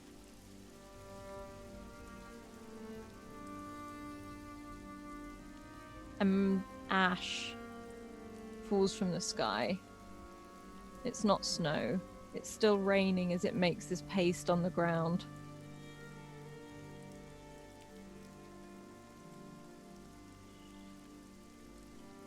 There are bodies. Not many. You can see where there was a lot of a rush to move about, to leave. There are no horses here, nothing like that. No modes of transport, but you can see stables where they were housed.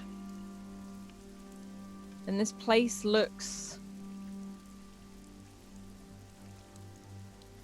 fairly, not modern, but a lot more advanced than the last village you were in.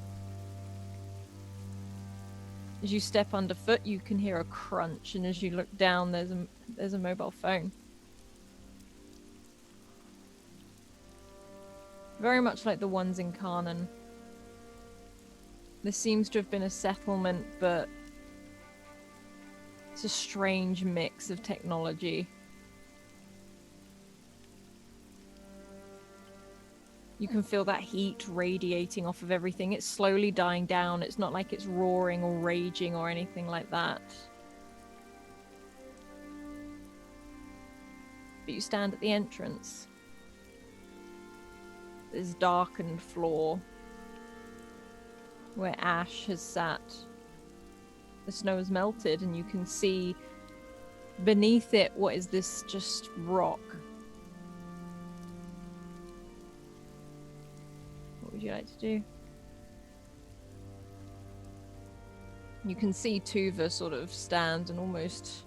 Well, she drops Brenna and the dragon and her little rucksack as she stares sort of wide open, eyes wide into these flames. I think Averick is just taken aback, having been so concerned about bringing danger to a village and then to find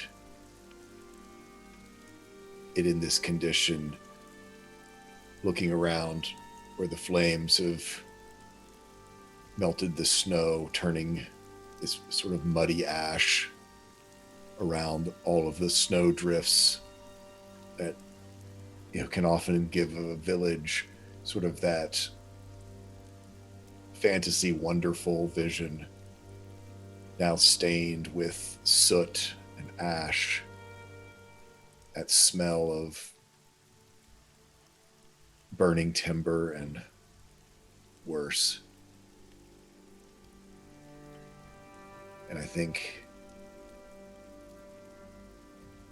then seeing Tuva there, the same amount of shock that he's in, I think he just sort of tries to turn away, certainly from Tuva, but his eyes are kind of wet with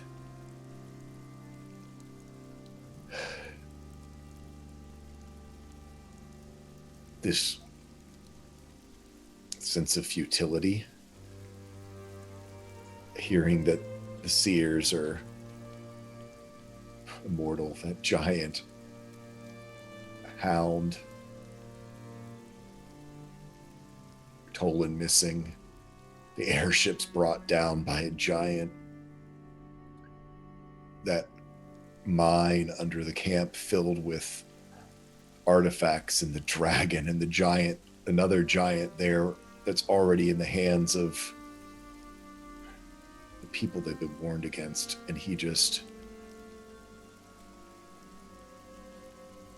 feels, I think, overwhelmed and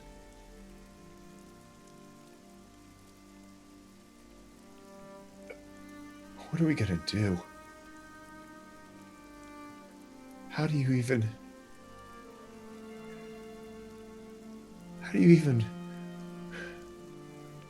fight people who are willing to do this? I mean,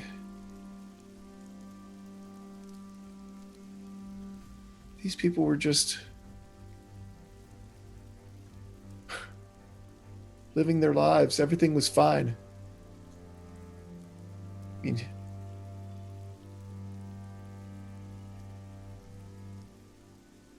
Florence, are they okay? Did they find their way home somewhere else? Please tell me they're not just all wandering around here, not understanding what's happened. I don't know if they're okay, but we're gonna make this right. We didn't leave Karnan for nothing, and we certainly did not leave it for this. And Florence will turn her eyes towards the wreckage. They'll flash gold, and she asks in a strong and clear voice, "Who did this to you?" And is specifically trying to read the room. She's trying to open herself up and ask whatever spirits might be lingering what happened here. At first, your eyes flash and switch, and you see people.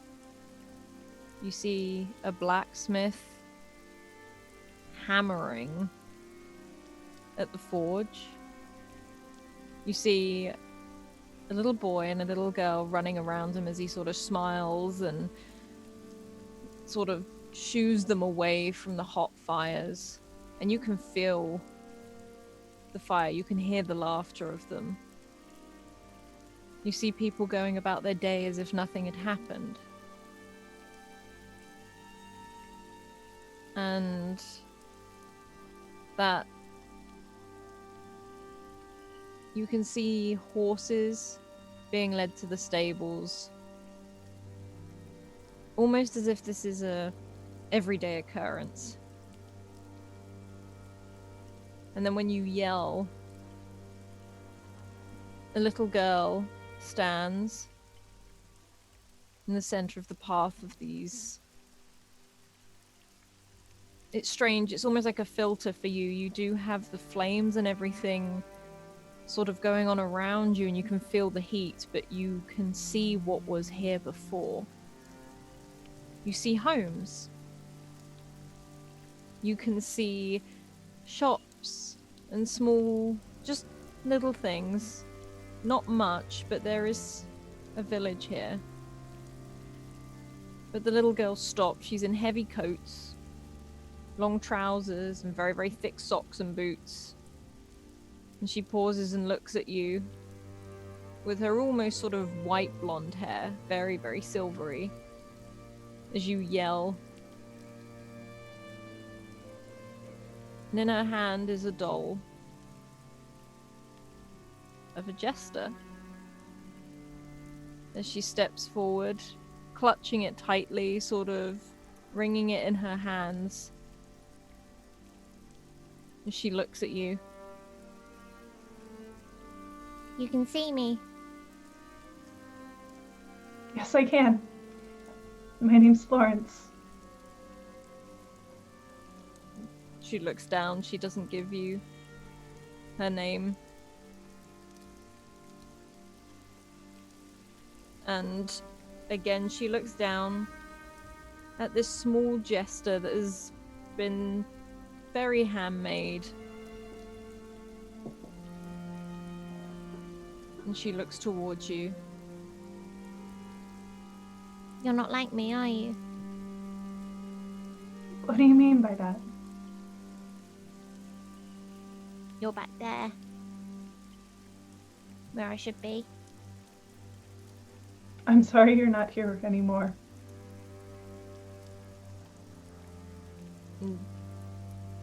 There's a very sort of tint of sadness, but also confusion.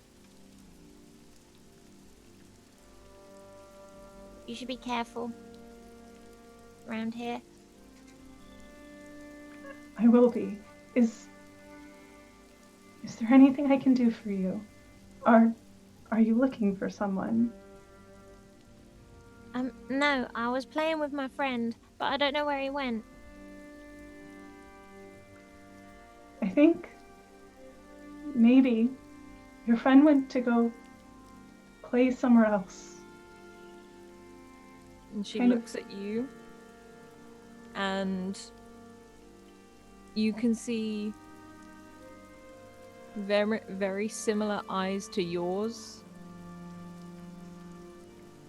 She has that tiny sort of, where's yours flash gold, you can see hers are trying. She sort of looks up at you. Please don't send me away. I won't do anything you don't want to have happen or that you're not ready for. If you want to stay here, Because you we're playing can. together here. And Dad still works in the forge. Do you want And to he's go see happy if, like that.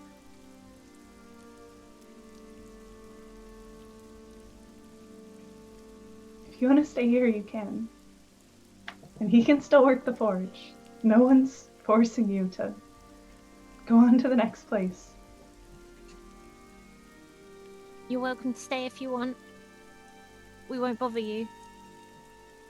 And I don't want to bother you. I would love to know what happened, though. I want to try and make this right. And she pauses, and you watch her eyes as they try to flash gold just like yours. And she holds out her hand to yours, and she closes it around you and places the jester on your palm. And at that moment, you are flashed to this moment of chaos. People running, screaming. And it seems to be a blur how she saw it. You sort of look down at your hands and you're holding this doll as the flames have caught it at the side, and it's been sort of put out very quickly. Dirt on the knees of the trousers, maybe where fallen down, hands also dirty. And fire everywhere. And there's this overwhelming just sound of screams, horses as their things are being cut so they can run. And through these flames, you see one person with their back to you. And the little girl, you feel her still holding your hand. A lady came. Said she needed shelter. And you can see this huge Komodo dragon wrapped around the ankles of this person through the flames. And as you do, you watch it as she slowly turns her head back to you, as she did look at this little girl. And at this point, you don't feel like she's looking at the little girl, it's like she's looking at you. I think Florence gets a chill down her spine. She knew who this woman was going to be before she turned around and before she saw the Komodo dragon by her feet. You can feel almost like the rafters of something above. Like it sounds like it's starting to break and it feels hot. And then you're back with Paula, Averick, Reese, and the rest of them. And this little girl stands there as she takes her little jester back.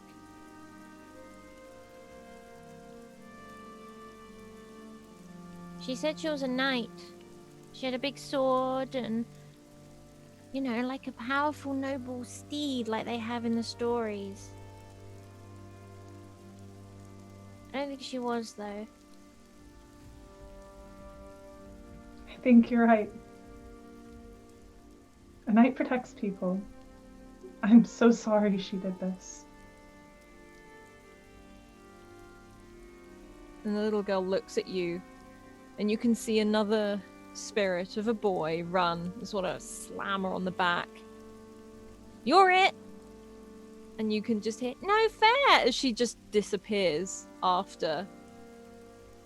And as spirits, they just almost taken away by that breeze, the wind. As they disappear into, to them, down by the side of a house. To you, there's just rubble there.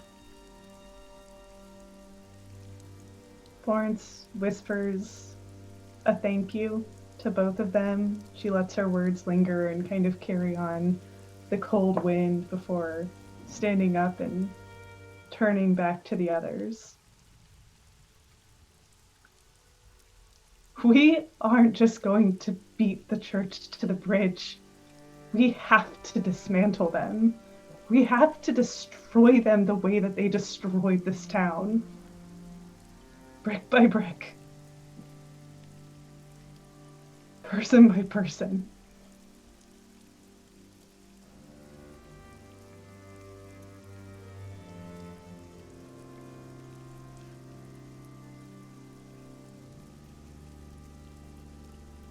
I'm not sure if it's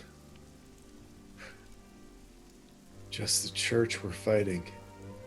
I mean, I wasn't there, but looks to Paula and Tolan and Charlie did a pretty good brick by brick on the church in Garnon, and It's not the church. Good people have been swayed, have been a part of the church. It's not the church. It's the Seers. it's the Seers. And we'll take them down. We'll make sure this never happens again. We can't. It can't. Whatever they are, we have to figure out how to, immortal or not, if not kill them, trap them, imprison them, throw away the key.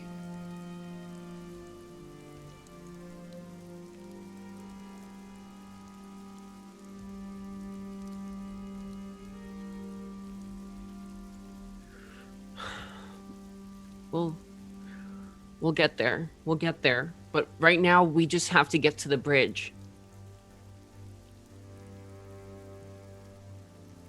We know that they want to, that they play mind games, and they want to demoralize us. We have to keep going. Yeah, about that, I think, remember the woman with the Komodo dragon? She's the one who did this. She did it all by herself, it looks like. Well, she's clearly ahead of us, and I don't know, I think we saw each other on the other side, so she knows we're close. She knows we're here. Well, she didn't look like a seer to me, so if she's not immortal, we can kill her.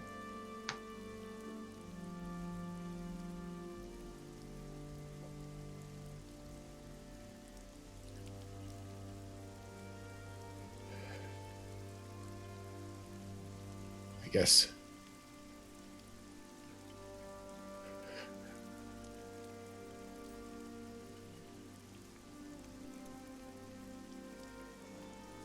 Do we think we can take her at night in the dark, or do we try to wait till the next morning? I hate to let her get further ahead of us, but I mean, I can see pretty well at night, but who knows what she's laid in our path. But I agree, we've got to get there.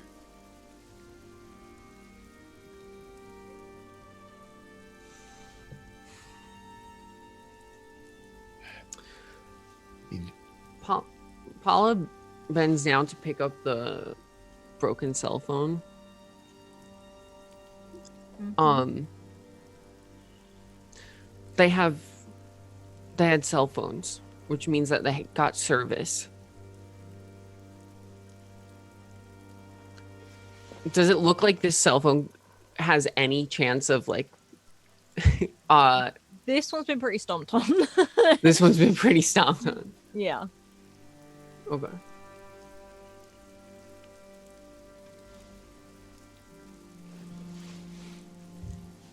And after a bit, Rika steps forward. And Florence, you could feel her presence while she were reaching out, just very faintly. And she stands amongst all of you.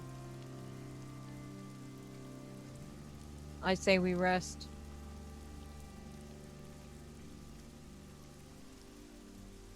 I agree. The night's going to be cold and dark.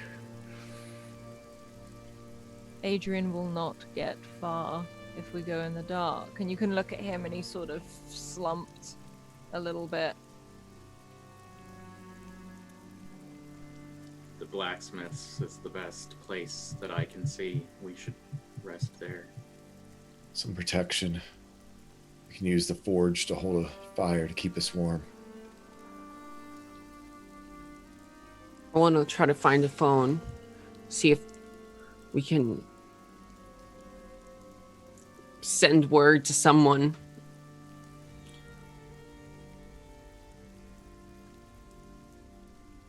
I agree.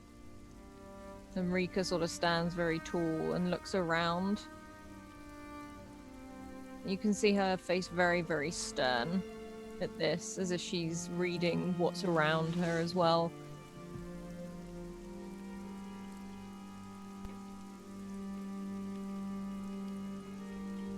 I will go and find appropriate firewood. And she walks off.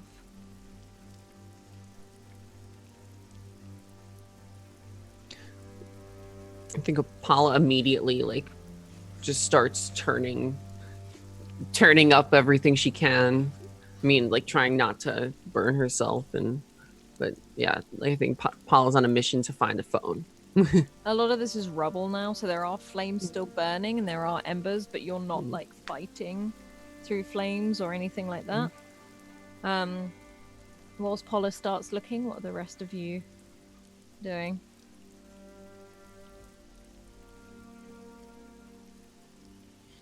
I have two things that I think Reese would do.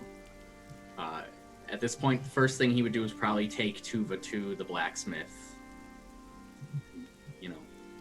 She does it sort of, she resists a little bit, wanting to keep looking around, but after that, you can see this dragon looks to be a little bit, I guess, chilly is the best way to put it. So she sort of goes with you after that.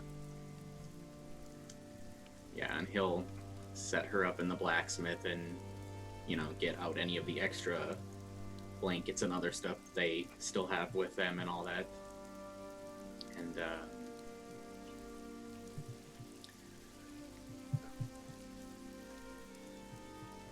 I'm gonna go take a look around. You should stay here. But I want to look around as well. I can help. I know you can, but I don't think you need to see whatever's out here. And she sort of looks down for a moment. If you think that's what's best.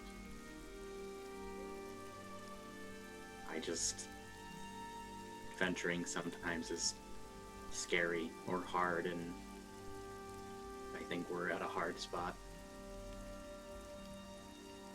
And she nods. Maybe I can make the place nice and like a little bit cozy. I think that's a good plan. I can do that. And if no one's back with you when Rika gets back, you and your friend care for us. And she nods. And she sort of looks towards Brenna for a moment and then looks towards this dragon. We'll keep the fire burning. I know you will.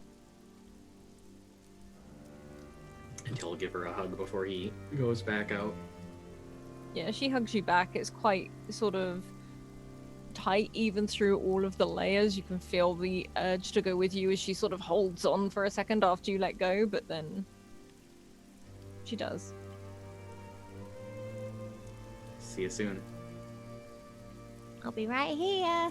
And she sort of like tries to look optimistic as you go.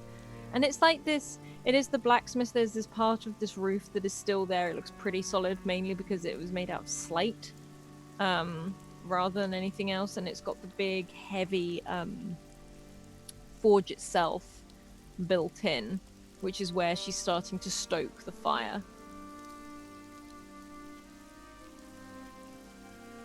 And you can head out. And where does Florence go? Florence is thinking about the forge and how if they stay there, they're kind of in a way in good company, knowing that the spirit of the forge master is still there working away. And she'll think of the rock strapped to her back and then look to Averitt. I hate to ask this of you, but unless there's anything else you are thinking of doing while we're here, why don't you, I'd love it if you gave a crack at this thing on my back. Yeah, for sure. I do have something. I just want to... I bet there were at least a couple magic users here. I want to make sure they're in an aqua or... You know, I have a suspicion that they're okay. You should still check, but I spoke to a little girl and she wanted to stay. She wanted to keep playing with a friend who wants to stay, and the blacksmith is still here too, continuing the work. And it's, I don't know, while we were talking, it's like she kept trying to do what I do. I think this town had a very particular connection with magic, and it seems like the ones who are here want to be here. That's my hope. That's how it felt when I spoke to them. It's a gold lining of sorts.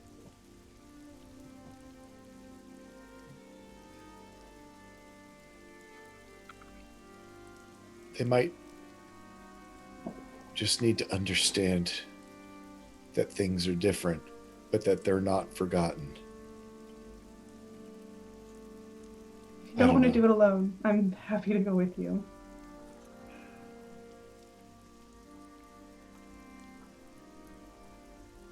kind of holds her hand and goes, I also need a second.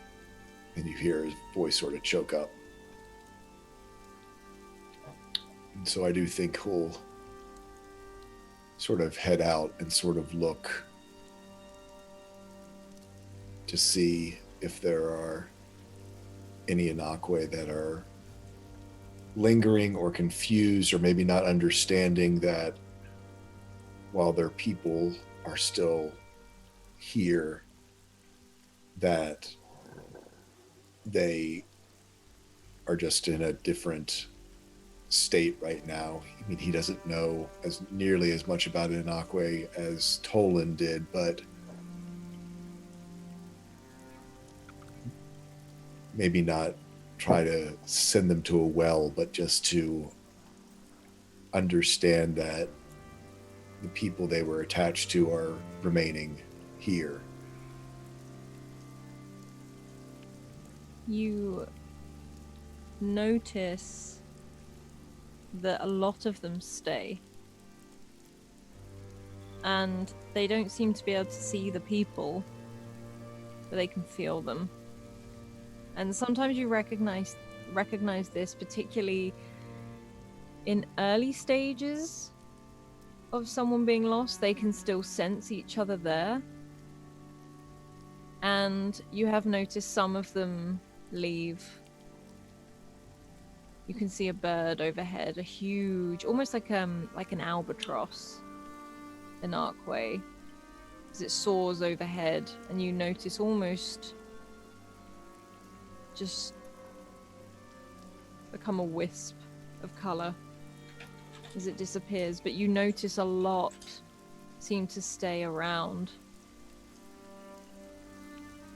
So I think, as he knows Tolan has often sort of changed,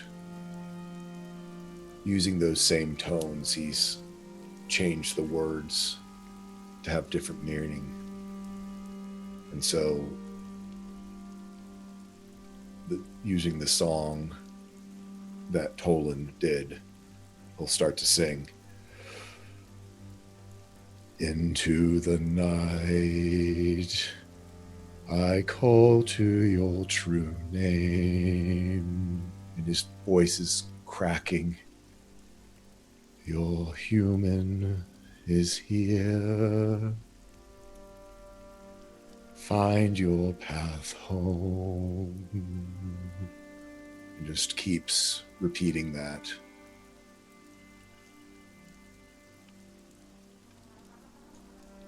You repeat it a few times, and here and there some of them do leave. You can see what's best described almost like an Arctic fox. Doesn't leave. But it sort of jumps around giddily as you're walking around. It's wandering, and you can see it sort of keep bounding back to one place. I think he sort of follows it over and goes, I can't see him. I can't see who you're looking for either, but they're here. My friend, she said they're still here. And this fox's ears sort of loll to one side as it looks at you before it starts to dig in the snow and this ash. And with its teeth pulls out a small jester doll before snapping it up in its jaws and darting away past one of the houses. That's right. Here.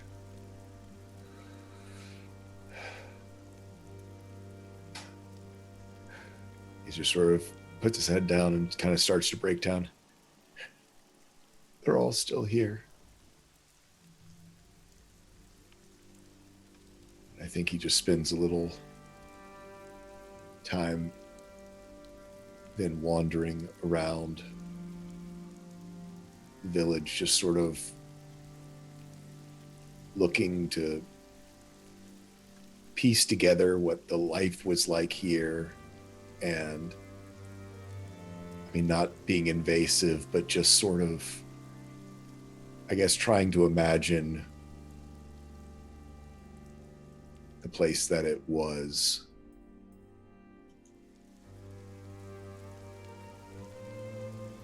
As you And- walk around. Go ahead. Sorry, carry on. No, I was going to say, as you walk around this village, you see the other odd anarque here and there. You can follow this Arctic fox for a bit with this doll in its mouth.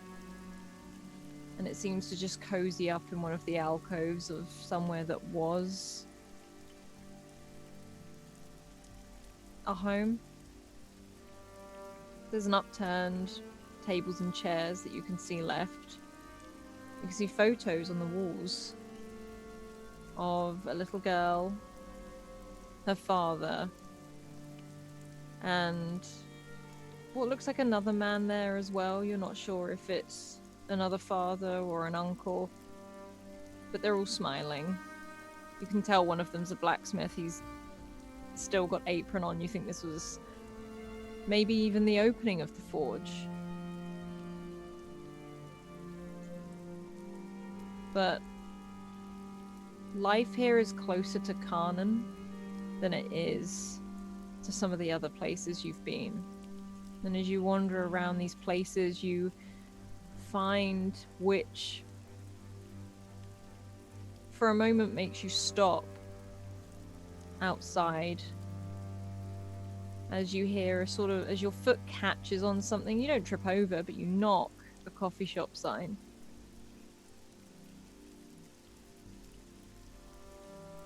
And it was attached at one point. You think you can see some iron hooks on some of the old bearings and things like that, but I mean, he'll step inside whatever's left of the walls, if there's a roof left or not, but he will, I think, sort of step through and kind of let his fingers drift across the walls. And, you know, the common layout, well, not exact the same as Bruin bindings, but certainly there is a certain order.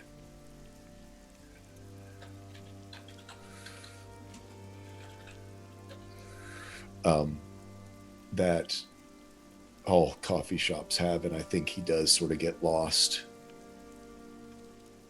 into this and sort of spots the table that Tolan would have liked and the corner where Paula would have wanted to read, and I think he sort of pats Clyde on the head as he sort of steps behind the counter and just sort of closes his eyes for a second.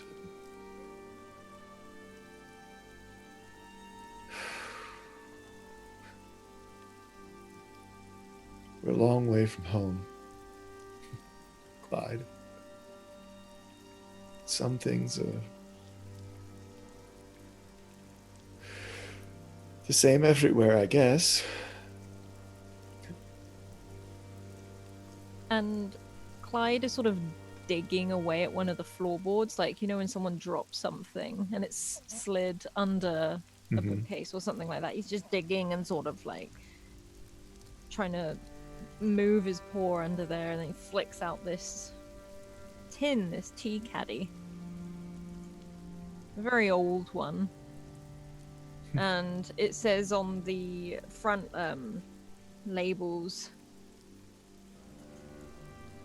it says travel costs. Just written, scribbled on a piece of paper, stuck to the front.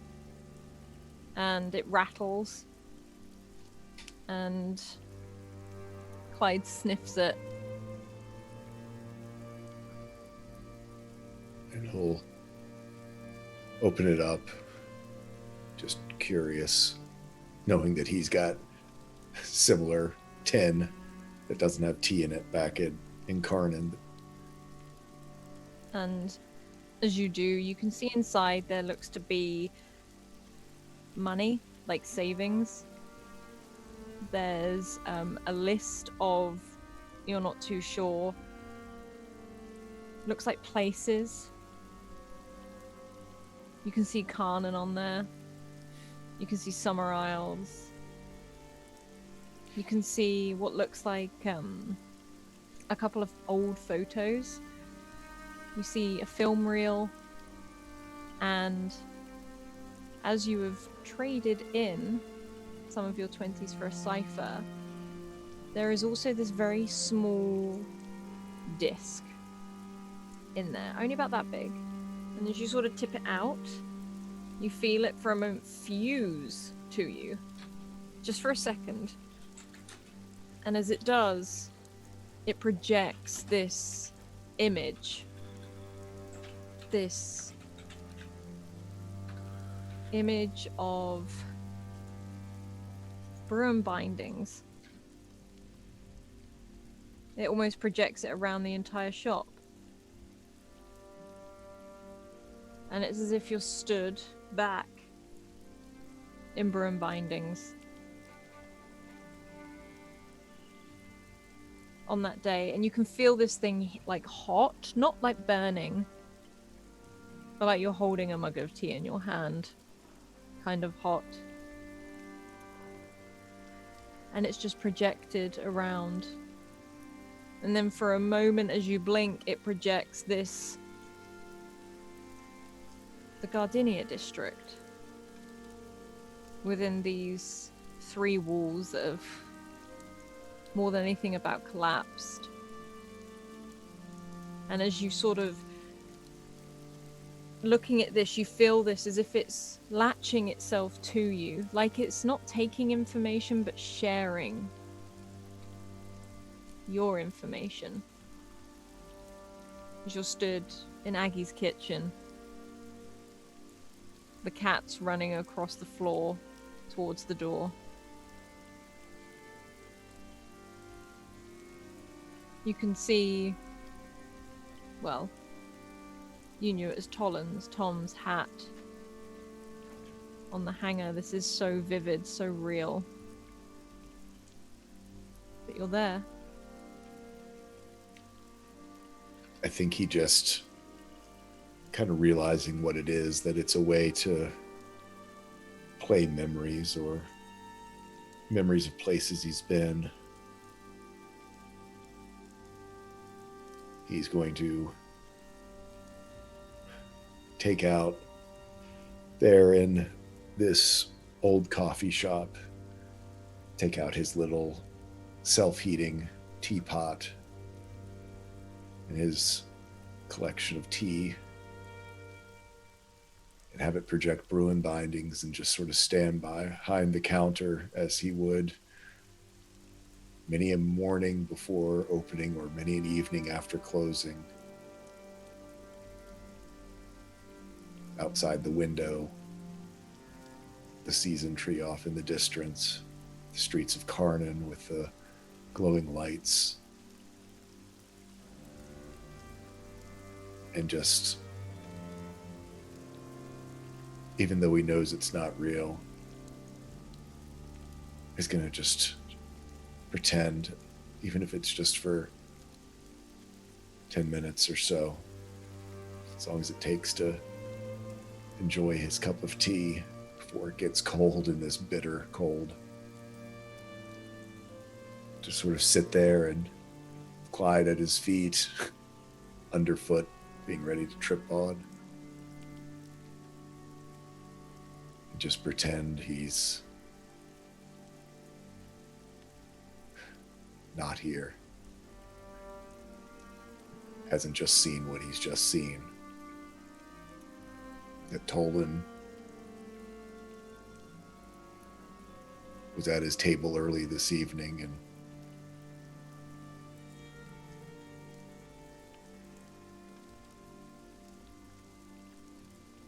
try not to think about whatever they're about to face tomorrow. And you stand there in this image of Bruin bindings. Whilst outside, Paula, are you digging through the snow, or what are you looking for? Where are you going? I think Paula roped in Adrian to like, Adrian, come over here, help me look for a cell phone. Any sign of technology or screens that are not completely busted, let me know. And he's looking at you, and he's like, and he looks a bit groggy. He's like, I've never had one. What do they look like? They're about the size of my hand, sometimes smaller, and they're glass. And they glow. Kind of like fire in a piece of glass. And That sounds incredibly inefficient. well, it works, and it's our best chance of getting help from someone that's not also stranded in the middle of nowhere. And he sort of nods. Huh. Okay, let's do this. And he sort of picks up a stick and he starts trying to dig around. He's half leaning on it, and it's half sort of digging through the snow and going into some of what was once houses. Well, Paula does the same. Like, she also grabs a stick and tries to poke around. And while she does it, she kind of falls into like this, just kind of like this mindless task as she's digging around, and she starts thinking a little bit, but every time she starts thinking, she has to stop herself and reorient herself. And right now, all of her mental space is being dedicated on the task at hand, and to not getting lost in this kind of sea of sad thoughts or stress. She's just trying to focus on the mission at hand, and that's the only way she's going to get through this. So Okay. Could you roll me a speed check, please? Just straight up. okay. I am going to use an advantage. Mm-hmm. I'm also going to spend 3 effort on this one. Okay. So you're walking around for quite a bit. There's a lot of... Second roll. Oh, yeah. Sorry. Right. Wait, did the second roll go? It hasn't... Oh, there we go. Okay. You see, it was worth the second roll. Okay, so you're digging around. You go through some of the houses and things like that. You find photos. You find what looks like just general household items. And as you do, you'll sort of it takes you a while to do it, but you think without Aiden, it would have taken a lot longer. You sort of dig around, and your foot kicks something, and you find a phone. It's an old phone. It's not quite as old as Tolan's was, but it's not quite as new as yours.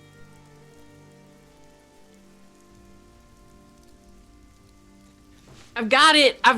And Paula kind of just like holds it upright and looks around shouting, but at this point, I'm sure she's like kind of far away at this point, and she's been looking for some time. And it's late at night. You're on like the other side of the village, kind of thing. Yeah.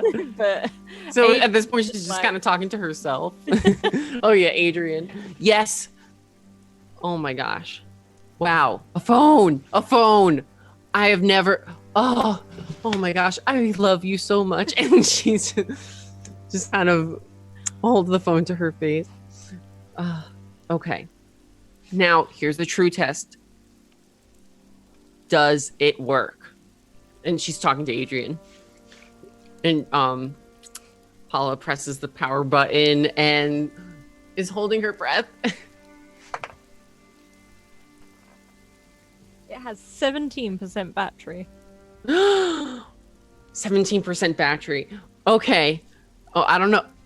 Battery. That's how you say it with a British accent. Battery. Battery. I'm like, there's a missing syllable in there. But okay.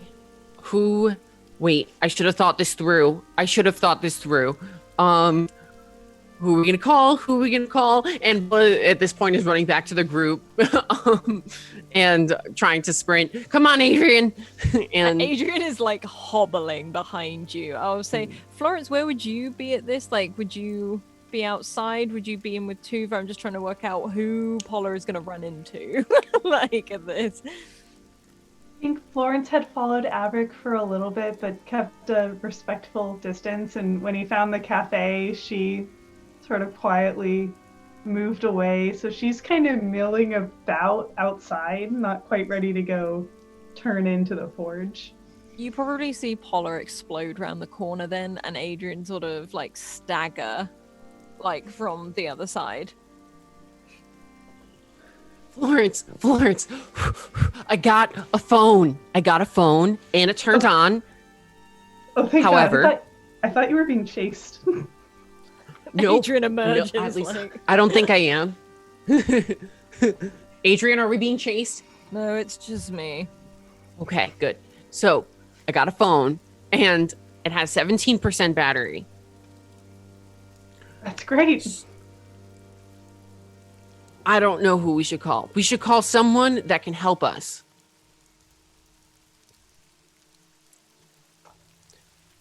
The only phone number I have memorized is my dad's and my, I think, former boss from the post office. Okay, so we've got your dad, former post office guy. We got Teddy, right? Oh my God, throwback. I know my mom's number. Okay. The academy. Okay. They might actually be helpful. That is true. The headmaster.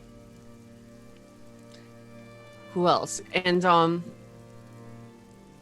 mean, off the top of my head, that's really all I got.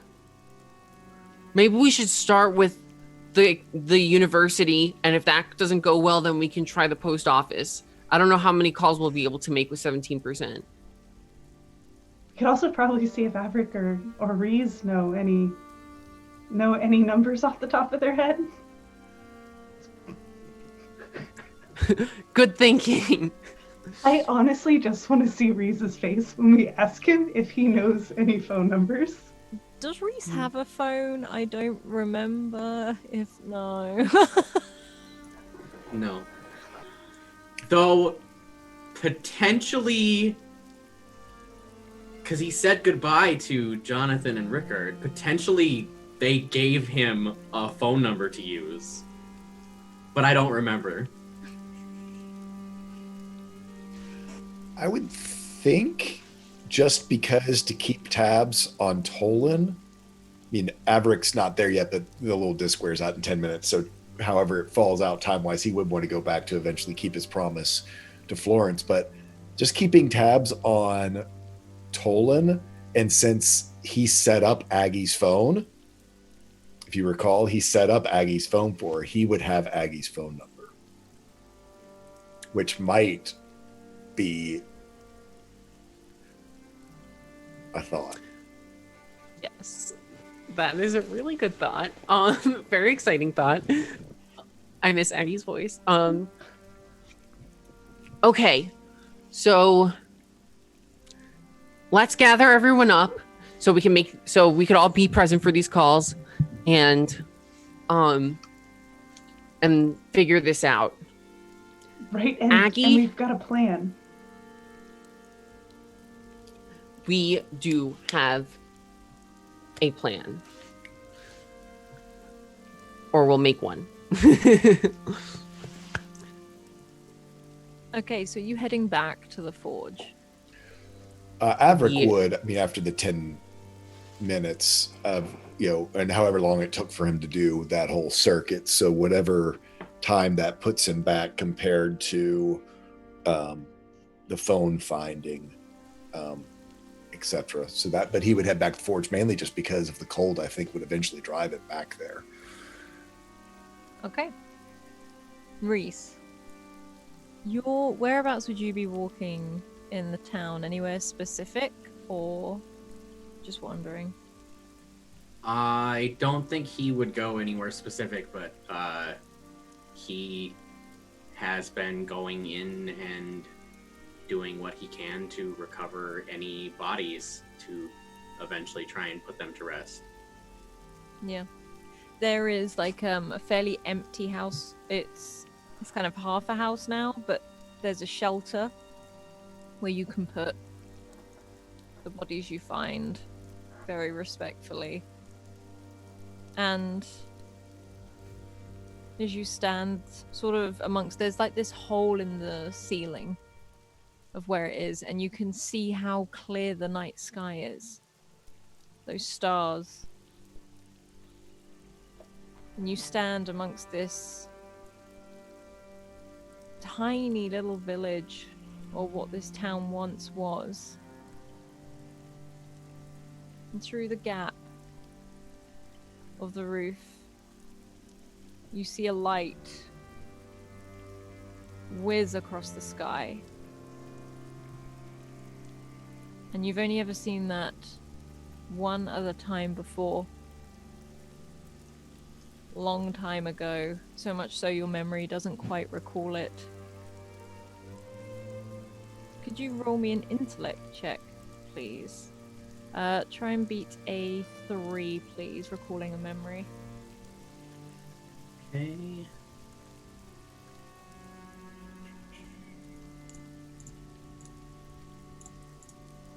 We're gonna roll with, we'll just do 1 effort.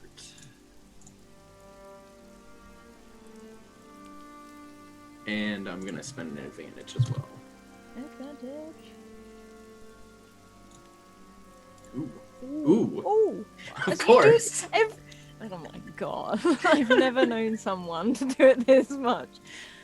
You sort of stare at your surroundings, at the people that lay by your feet. Look up through the ceiling and towards the sky. That comet passes over and you watch it fall through the sky. And you can see it pass over, almost lighting up how bright this is. The Bridge of Thara. This huge walkway. The last time you saw a star fall was the day you found Astrid. And she currently sort of sits by your feet. When I say head sort of hanging, not in sadness, it's weird. It's almost like she is showing some form of respect. But she too looks up at this falling light and nudges your hand. Almost if she's checking that you've noticed it. And that scar across your face burns.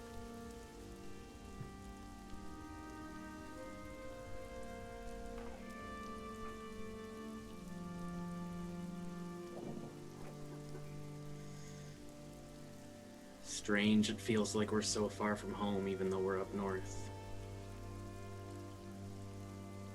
And she sort of nudges you again. Yeah, I saw that. I think the last time I saw that was when I found you. And there's that sort of like gruff acknowledgement, the sort of not quite a bark, but it's there. And she steps out of this shelter, this house, and walks to the sort of the middle of the pathway at the edge of the village, and looks back towards you.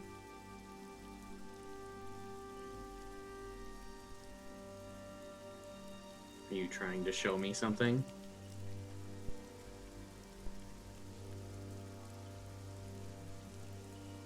And she pauses. And as those moons sort of set behind her as they sit in the sky, she throws her head back and howls. And that is, I think, where we will leave this week's episode of Dunera, ready for next week. So, thank you, lovely people, for being here. So please check out all the links that are coming up in chat now. That includes the Discord. We have a room purely for this game, so we'd love to hear what you think. Maybe if you have theories, if you just want to go scream into the void, you can do that too. If you want to catch up on anything, you can head over to YouTube. We have everything set up in playlist so that you can either catch up, binge watch, and that includes all of the seasons of Dunera. They are all set up if you want to catch up, or have some canon nostalgia, which is what I might do later now. Also, if you want to get into a game, go drop Scrat a DM on Twitter and we will get you into one of those games. A huge thank you to our wonderful sponsors who we could not do this without. That includes Maychan Press.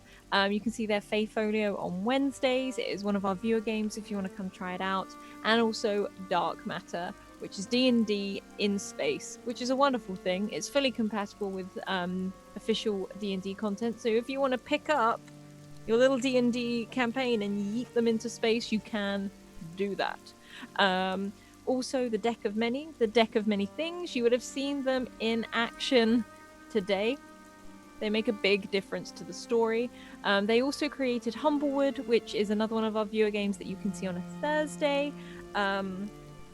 Also, the wonderful Hero Forge with their minis. They absolutely blew their Kickstarter out of the water, and we are currently playing with their beta for the colored minis, and it is so much fun. You can get lots of different textures, metals, woods, all these different things, and it is really fab stuff. And last but certainly not least, Dungeon Fog. Whether it's for campaigns, one-shots, or even if you like drawing maps like I do, you can head over there and it's notes and map making. So if you adjust something on your map, it adjusts it in the notes for you as well, and vice versa. It's some really good stuff. Otherwise, keep evoking emotions, and we'll see you back here same time next week. Bye.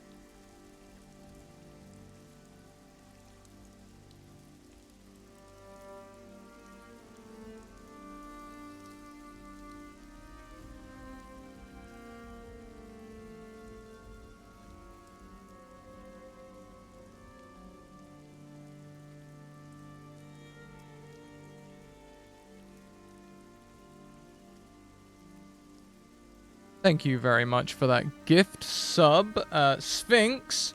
We are getting ready to head over and raid Madame Gandalf. Okay, Madame Gandalf just hit partner. It's an event that we've all been waiting for some time. So everyone, I want to see your raid cries in chat. Start popping them in chat now. Let's get everyone get ready, get hyped. This is gonna be we're gonna gift Madame Gandalf with a huge hype train. Let's do this. Let's do this. Okay, everyone, pile in. I've just put a notification on Discord as well. Let's see if we can get any other stragglers in here for a ginormous raid. Let's see if we can get any other stragglers in here for a ginormous raid. Kelly, thank you very much for that sub. Welcome on in. We really appreciate that. We are right at the end of the month. So yes. Yeah, that's it. Keep that hype happening. We're going to get that hype ready. We're about 30 viewers. See if we'll give it a couple more minutes, see if any more come in. I want to get Madame Gandalf hyped. All of the hype. Okay? We're going to raid in. It's going to be beautiful. I should probably get stream open on another tab. Hey, Jamie, welcome on in. Thank you for joining us. Get ready to rumble. Let's get this raid kicking off, shall we? Let's get this raid kicking off. Okay. Okay. Are we all ready? Buckle in, everyone. Panita, welcome in. Welcome in. I'll give it... I see a few people turning up. Let's give it a couple more minutes. There's your raid cry. Get it copied and pasted. We're going to head across. We're purely raiding Alex here. Hey, man, let me just start a quick scene here where y'all can see me. Yeah. That'll do. Just grab the broadcaster. No, I should also...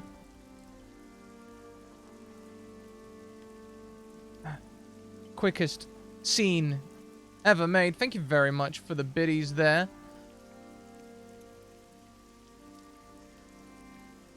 Let's do that for now.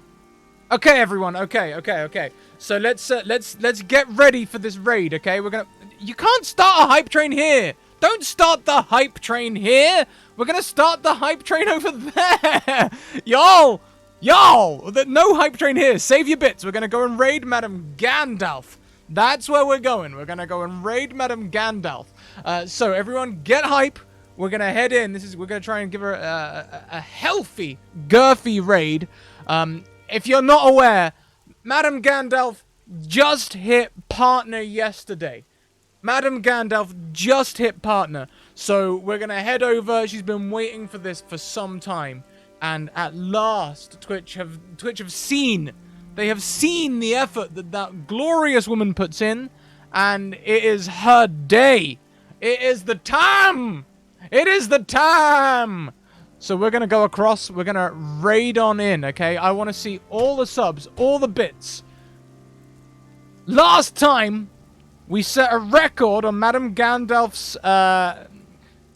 Last time, we set a record on Madame Gandalf's hype trains, okay? 1,300%. I want to see more. I want to smash that old hype train amount out of the water. Okay? She deserves it. She's finally 5 years. 5 years. More than 5 years, in fact. I know that. 5 years. Let's head over there. Let's hit her with a huge hype train. Now, listen. If she's already had the hype train run... I don't care. I'll keep track. I'll keep score. Okay? I'll keep score. And we'll make a ghost train. Okay? One more time. So, one more time before we head across. Everyone, there is your hype train. Are we ready? I'm going to start the raid command now. Not ready. Raid. Remember... Oh, no. Remember, if the hype train has already gone off, if we can't start a hype train, then Panita's got it exactly right. Ghost train hype. Ghost train hype. Ghost train hype. Hype train for the partner. Ghost train hype. Hype train for the partner. Ghost train hype. Hype train for the partner. Ghost train hype. Hype train for the partner.